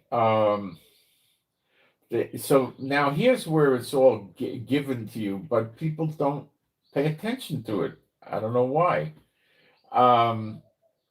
And the dragon or the serpent, Satan, gave him his power. Satan gave him his power. That's pretty consistent with Daniel 11. And his seat and great authority. So Satan gave him his power, authority, and his seat. Okay? And his seat. Now, all we need to do is figure out where the Bible tells us Satan's seat is, and we got this thing knocked, don't we? Yeah, we do.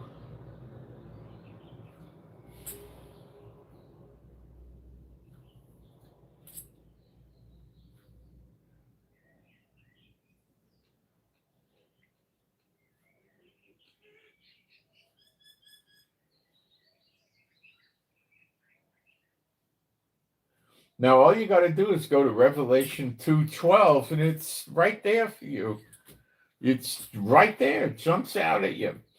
And to the angel of the church in Pergamos. Now, it says Pergamos. That's the real text. Okay? Now, the more modern translations say Pergamum. Let's explain this. Pergamum is in Turkey. Pergamos is in what today we refer to as North Cyprus, which also belongs to Turkey, and it's right by the beach. Okay? Pretty close. So Pergamos is the real true thing, not Pergamum. But there is no Pergamos, nor is there a Pergamum in Israel, nor was there ever in the past, nor would there ever be. So this is not Israel. Okay? So the church of Pergamos, write these things, saith he which hath the sharp sword with two edges. Well, when you go to Revelation 19, and that's the return of Yeshua, as in like with New Jerusalem, he has a double-edged sword coming out of his mouth, so it's Yeshua. I know thy works and where thou dwellest, even where Satan's seat is. So the Bible in Revelation 2:12 and 13 is telling us Satan's seat is in Pergamos, which is in North Cyprus, which is owned, operated, and controlled by Turkey. Erdogan today, Erdogan. and it's near the beach, okay? And where Satan's seat is, and thou holdest fast. Now, we could say that, the beast is going to look like this, and John in the future is going to be there and seeing this happen in the flesh, but the beast isn't going to look like that, okay? Satan's seat is, I don't believe he will. I've seen what Satan looks like. He doesn't look like a dragon or a snake. Okay, so I don't buy that. Okay. Thou dwellest even where Satan's seat is, and holdest fast my name, and hast not. So I don't think they're running around calling him by different names like Jehovah or Yahweh or Baba Boo Gaga, and stuff like that. Uh, and has not denied my faith, even in those days wherein Antipas was my faithful martyr, who was slain among you, where Satan dwelleth. So Satan dwells in Pergamum and northeast Cyprus. That's what your Bible says. If you want to listen to jerks telling you that they move Satan's seat from one country to another, are you kidding me? Satan's seat is not like buying a piece of furniture in a store. People are missing everything. Okay, that's where he is. That's where he is now. That's his seat. That's where he dwells. Okay? Not Jerusalem. You got no basis for that. Okay?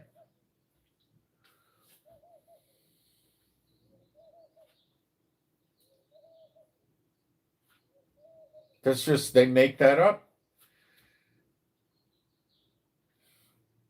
I think where they go with it is, let me find it. They take something and stretch it out of proportion. I think it's perhaps Revelation 11 is where they do it. Let me look.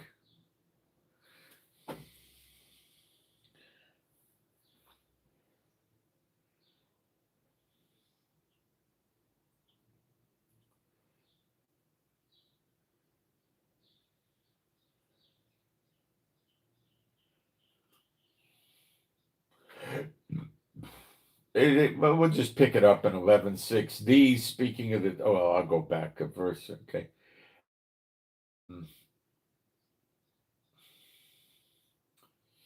Let's go to 11:4, Revelation 11:4. These are the two olive trees, and that's coming from Zechariah 4, and the two candlesticks, menorah, and standing before the God of the whole earth. So they're in front of God. They're God's sons. God has many sons. We've covered that in Job, And if any man will hurt them,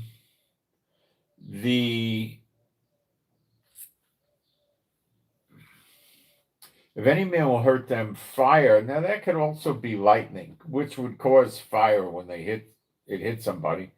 They get burned, proceedeth out of their mouth.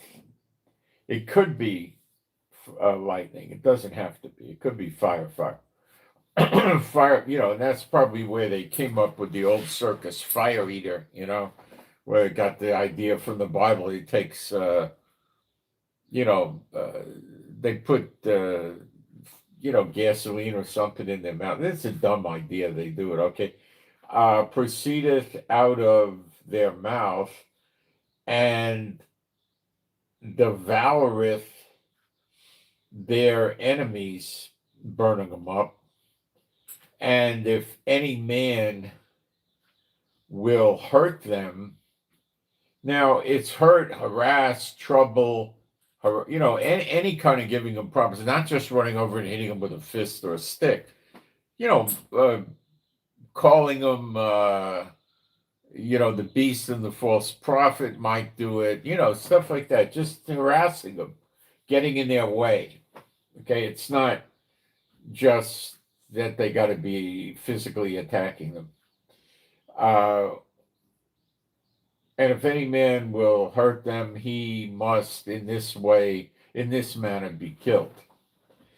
These have power to shut heaven, that means no rain, that it rain not, in the days of their prophecy, and have power over waters to turn them to blood.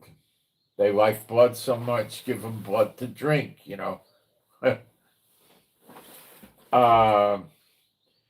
with all plagues. Now that means they can use any plague as often as they will, whenever they want.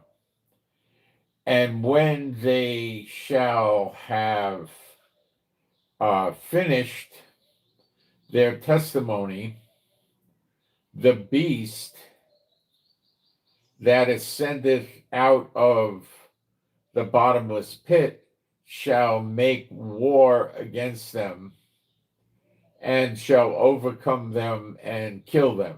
So God lets them get killed. Enoch and Elijah are selected unto man to die only once. They've both been on the earth and went back to heaven and didn't die. So that needs to be corrected before the end. So there you have that. And their dead bodies shall be in the street of the great city, which spiritually is called Sodom and Egypt, where also their Lord was crucified. Yeshua was crucified outside the gates. He was not crucified in Jerusalem. And that great city is probably Pergamum. Okay?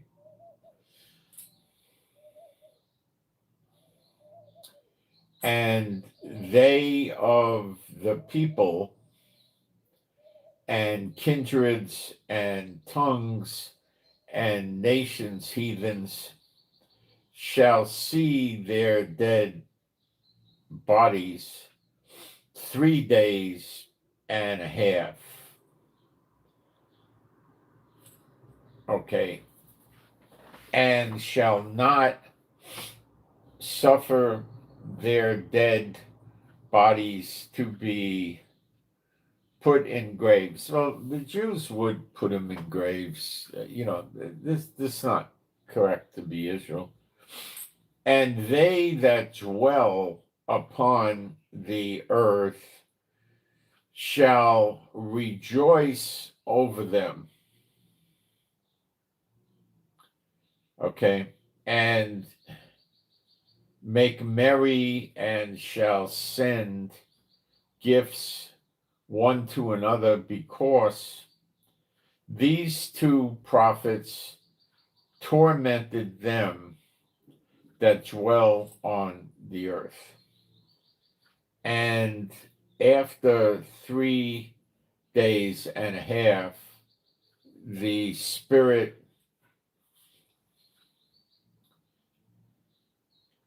of life from God entered into them, and they stood upon their feet, and great fear fell upon them that saw them, and they heard a great voice from heaven saying unto them, Come up hither. And they ascended to heaven in a cloud, or maybe on a cloud, and their enemies beheld them. Now, then there was a great earthquake in the same hour. Okay, so this was part of the restitution of all things Enoch and Elijah belong up there in heaven. They're back. Okay.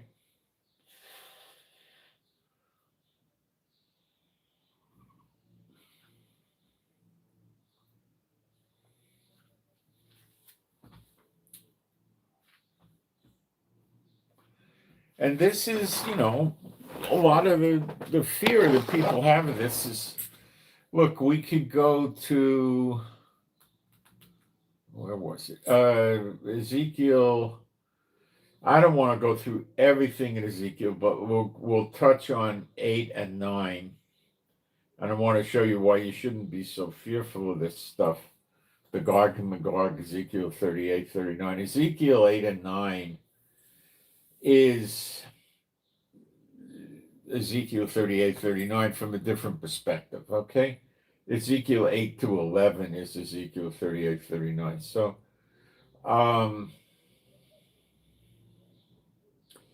so he sees the temple, and like in verse 10, it says, So I went in and saw, and behold, every form of creeping things and abominable beasts, and all the idols of the house of Israel portrayed upon the wall round about. And there stood before them 70 men of the ancients of the house of Israel. Those would be the 70 judges, I guess, or whatever you want to call them, the 70 that Moses and Aaron had. They're gone, and they stood. It tells them about two guys we never read anywhere else, Jazaniah, and the other one, Shafira, and whatever his name is, Shaphan, with every man his censer in his hand, and a thick cloud of incense went up. Then said he unto me, Son of man, hast thou seen what the ancients of the house of Israel do in the dark? Every man in his chambers of his imagery, for they say, The Lord seeth us not, the Lord hath forsaken the earth. He said also unto me, Turn thee yet again, and you shall see greater abominations that they do.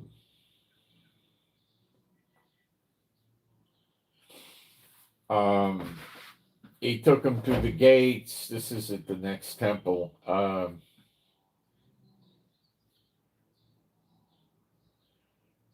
And he saw women weeping for Tammuz. Tammuz is the sun god. His birthday happens to be December 25th, and his mother is Esther, Easter. Hint, hint, hint. Then said he unto me, just like churchianity, I wish you a Merry Christmas and a Happy New Year. Good tidings we bring to thee. And then they take the tree and they decorate it with gold and silver tinsel right out of Jeremiah 10, telling you not to do it, blah, blah, blah, blah, blah. Turn thee, it's horrible. Turn thee again, and you shall see greater abominations.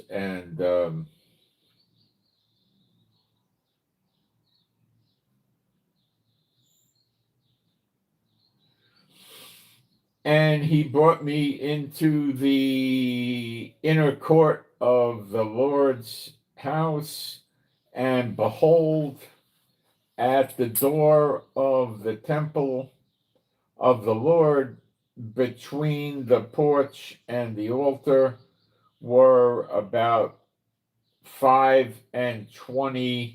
men with their backs toward the Lord towards the temple of the Lord, and their faces towards the east, and they worshiped the sun towards the east. They turned their back on the Lord, basically. It's absurd. Worship the sun. And then he said unto me, Hast thou seen this, O son of man? Is it a light thing to the house of Judah that they commit the abominations which they commit here? For they have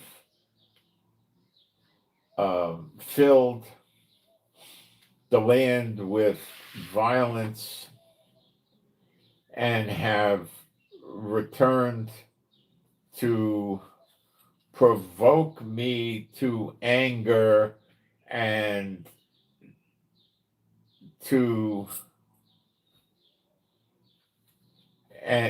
lo, they put the branch to their nose, and that hurts when you breathe that. Therefore will I also deal in fury.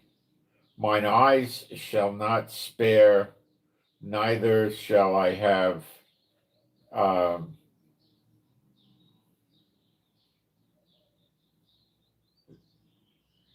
wait a minute. It's just, my eyes shall not spare, neither will I have pity.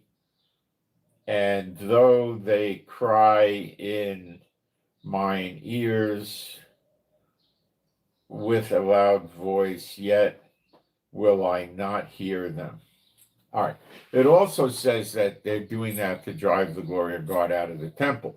Now we read the next thing, and I'll show you something there that people are shocked with, because when they read about the beast, it's, most of them think they're going to be in heaven when this happens and all this craziness,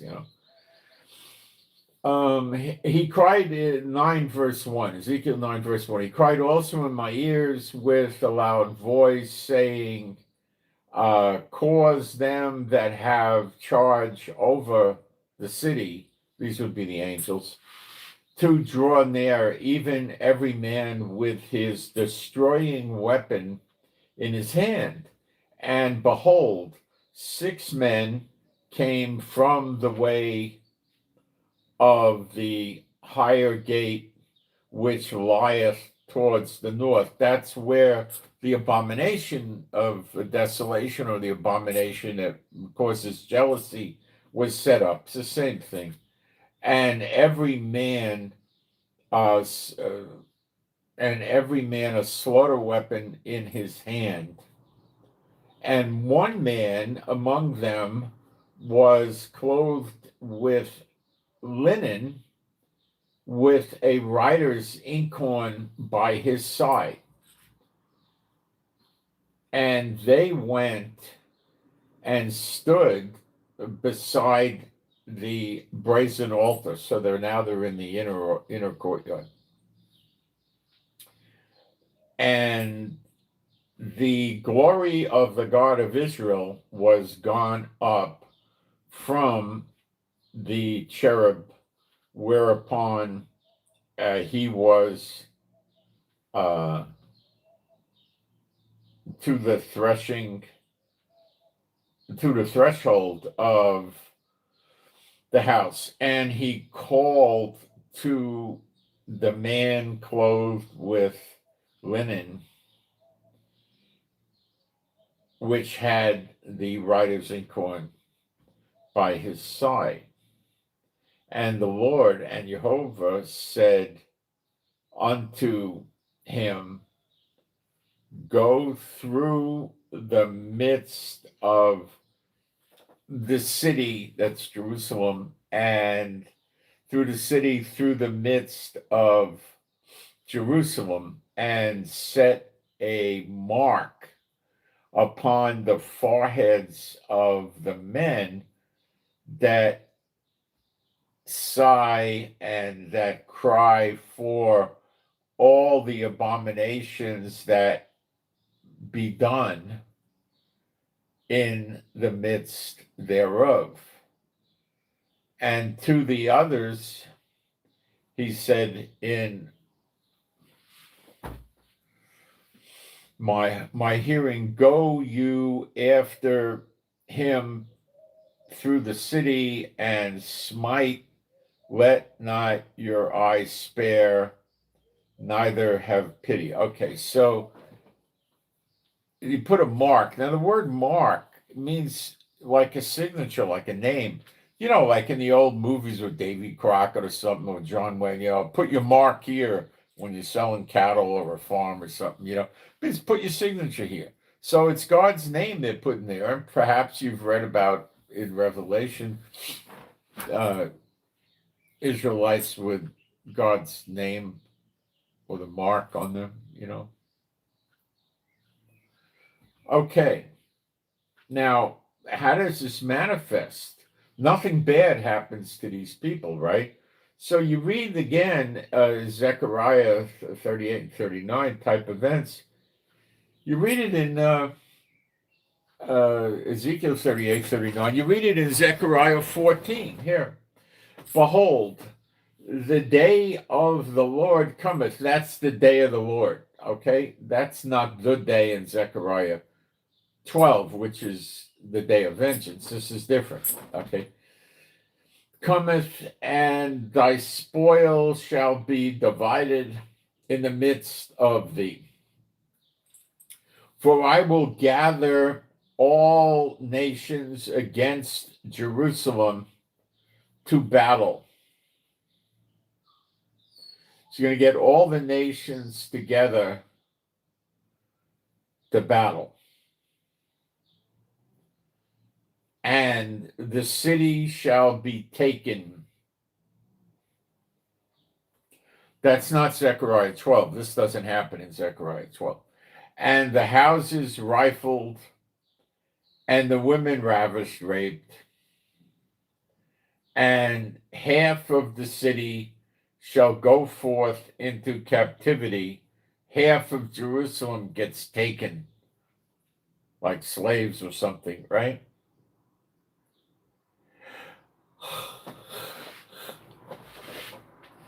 And the residue of the people shall not be cut off. The others that didn't go into captivity won't get cut off. Okay, don't get killed because they got the mark on their forehead and nothing will happen to them. Those were the ones that were grievous about the injustices being done the next temple in Jerusalem, okay? The residue of the people shall not be cut off from the city, not cut off from death, not cut off from the city, it means. Then shall the Lord go forth and fight against those nations as when he fought in the day of battle. Okay, that's the glory of God of Israel. Yeshua never fought in the day of battle yet, so it's not him. All right, that gives you a rough idea of what really goes on. When the one that's standing on the Mount of Olives and it splits open and they run through it, that's the glory of God of Israel, not Yeshua. Okay, that's him leaving the temple and then, So, the whole perspective of this thing is so stupid. They're going to be up in heaven, the church, no basis for it except that somebody taught it to them. So they're going to be up in heaven. And then the Israelites are either going to take the mark of the beast, forget the mark of God, that they don't want to talk about. They don't even know about it. They don't know. They don't read their Bibles. So, they just don't have a clue. They don't have a clue. So while it's going to be bad, it's not going to be bad for the Israelites. The good ones, they'll just stay there, and then God will wipe out the enemies. That's all.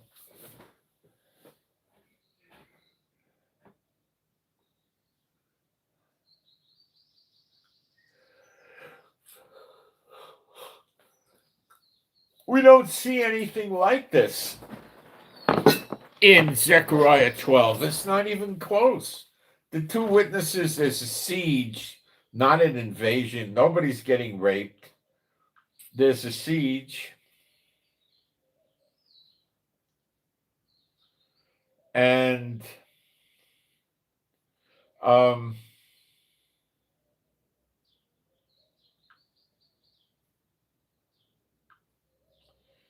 that's the surrounding, and the two witnesses burn them all up on the right hand and the left. So that's not over here. We don't see that. So I'll get a prayer out for us. My Heavenly Father, Jehovah, I pray for me and my wife and all the true believers in the household. I pray that we have your strength, stamina, and endurance, and for us, and we also have your healing and recuperative power flowing through us, healing what needs to be healed in our bodies and our minds and our spirit. And I pray that for us and our animals and pets, we be safe and secure and happy, healthy and whole. And I pray for the peace of Jerusalem. And I pray to do better videos. And I pray for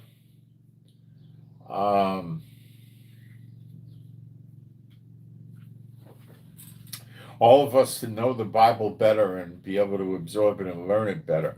I pray that we all would have wisdom and more faith, the gifts of the Spirit in this area, in these areas. I pray that if any of us need work, we find work, we find good jobs. And I pray if we need clients or customers for our business, we find those. And I pray we have adequate finances and then extra. Okay? And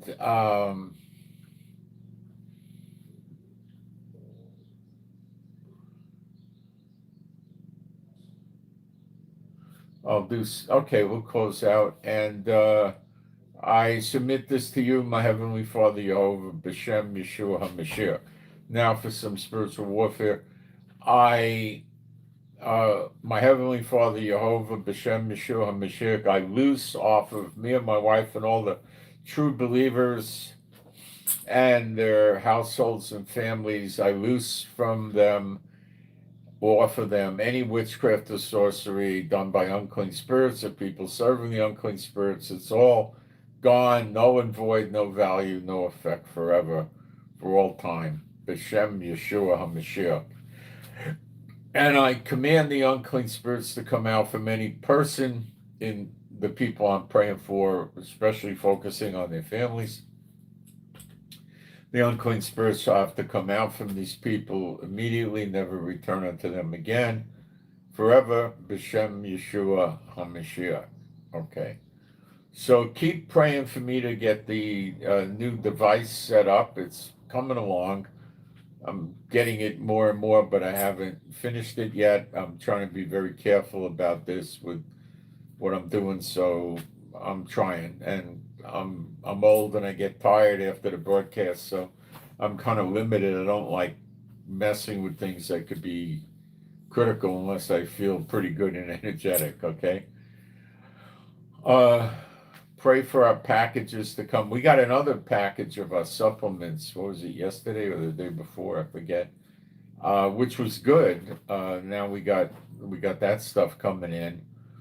There's a couple other packages that we need to come, and they'll probably be coming pretty quick. But I appreciate prayers.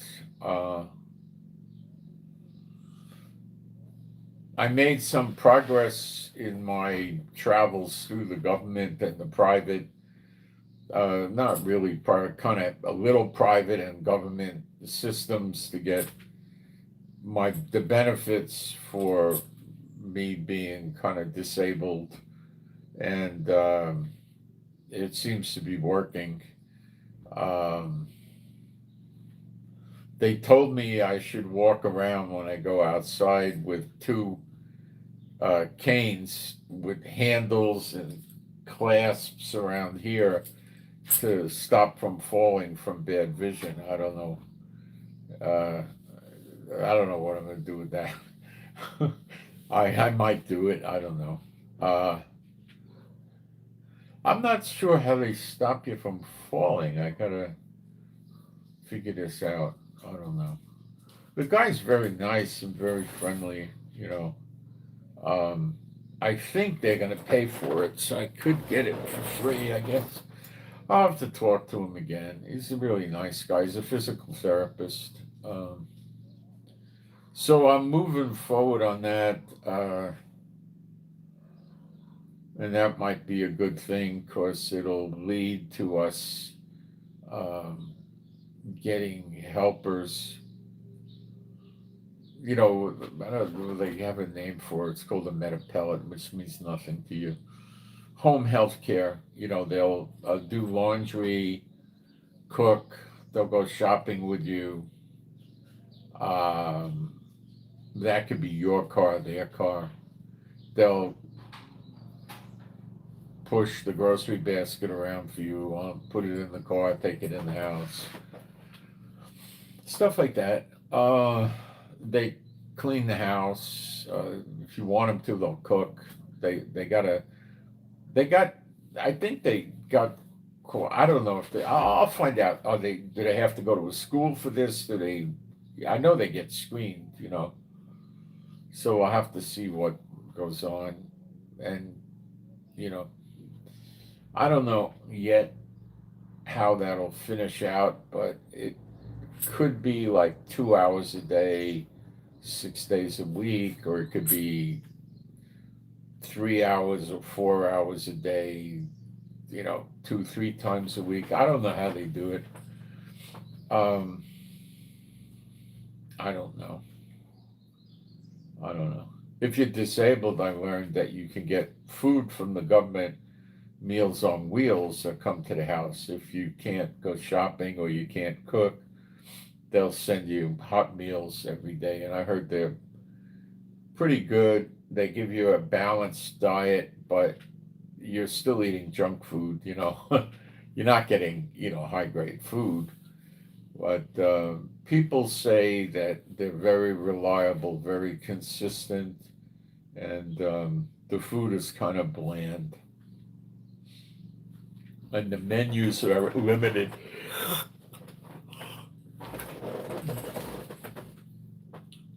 So I don't know if I'll do. They also have restaurants you could go to that are, you have to get special permission to go in there. What they do is they collect food from real restaurants towards the end of the day when they have food prepared that they didn't sell. They turn it over to these people and they pick it up, and then the next day, uh, you get it in their restaurant. But I'd have to go to Tiberias. With the price of gas, it's not worth it.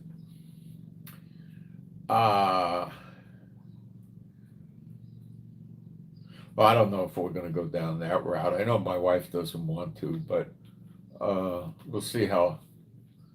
I don't think we'll do that. We found a new supermarket. The retailers in this country are so bad. She found another supermarket that's away from this area. You see, the area I'm in is not heavily populated. There's like two big supermarkets, and they price fix and they keep the prices very high and the quality very bad. So she went about 45 minutes away in a community where it's different, and we pay 14.99 or 14.95 shekels for a large 6 pack of water. I mean, you know, 6 big bottles, right? She's getting them at this other supermarket for half price. They're such crooks. I'm telling you, I understand why 2/3 get cut off. And then she's getting salmon at this new place she discovered for 49 shekels a kilo, 2.2 pounds, where we were going to the stores and paying 89, 99 shekels for a kilo, and then every now and then we'd get it at 79. And she's getting it at 49. And she's getting all sorts of other stuff, quality paper towels, toilet paper, cheap, other foods. She got pastrami, corned beef, and roast beef sliced. I'll have to taste it today and see if it's if it's real, and it's way, way, way cheaper than what we've been getting scalped by. Yet it's still kosher.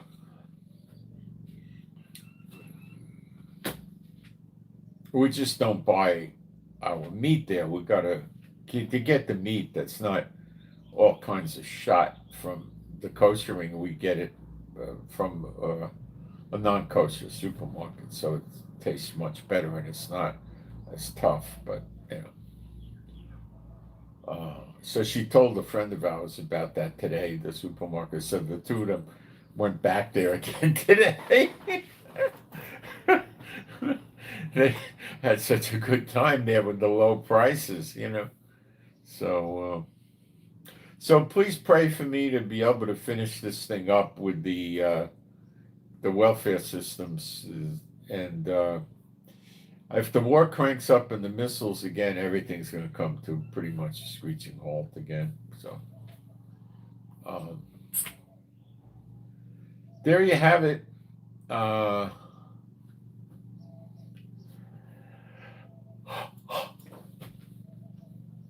So I hope you got something out of this today. Daniel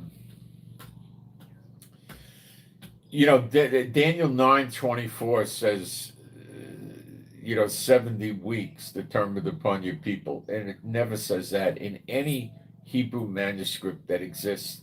It always says the words correctly, Shavim, Shavim. That's 270. Shavim means 70.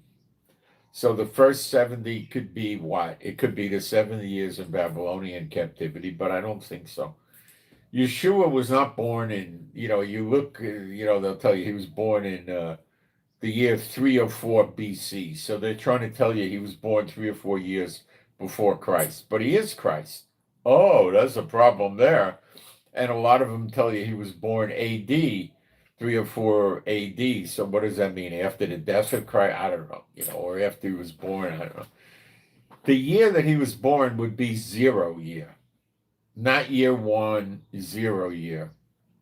Okay, and when was Jerusalem destroyed and the temple burned? 70 AD. So that is likely a second 70. When Yeshua was given, is when he was born. Okay. And it was in the manger, right? It had to leave because Herod was killing the male children, so they went to Egypt. But you have before they left, I believe, or maybe when they left, the Chacham, the wise men, were following the star and bringing, frankincense and gold and different things, gifts to Yeshua and the family. So why was he in the manger? He was the Lamb of God, duh, right? But he would have been the first of the lambs, which would have been February or March, not December 25th. Don't go for that. There's no indication that it would be December 25th. And if you know Israel and the weather in the Bible, it makes no sense. Nobody in Israel really goes for that. Okay? It doesn't add up at all. That's just a pagan holiday. So,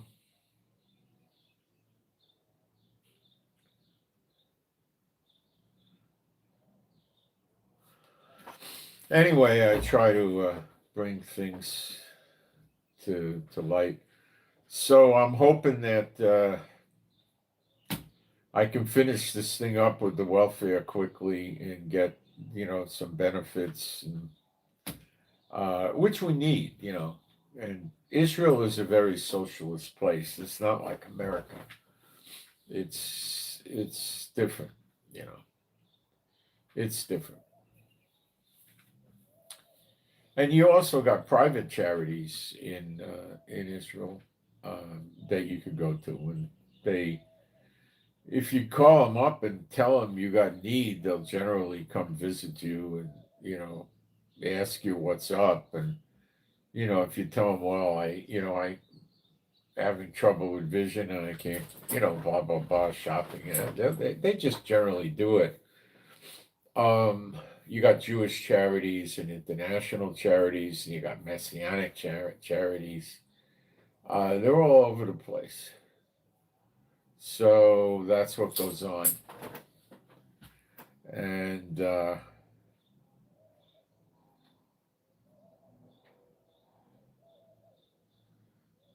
that's it. All right. So I send my shalom to all those who love Yeshua HaMashiach. And thanks for the prayers. And we'll keep watching and see what happens with Trump. Like I've told you repeatedly, we got to leave room for delays during the destruction of Elam, Jeremiah 49, verse 34 to the end of the chapter. So it looks like other nations will be joining in pretty quick. So anyway, that's what I got, and I'll keep you going up to date. And I'm out. Thanks, guys. Now, what's wrong with this thing? Let's see. Something's not right. It's on, but let's see why I'm not getting it. Oh, we got something's wrong. Let's see what to do.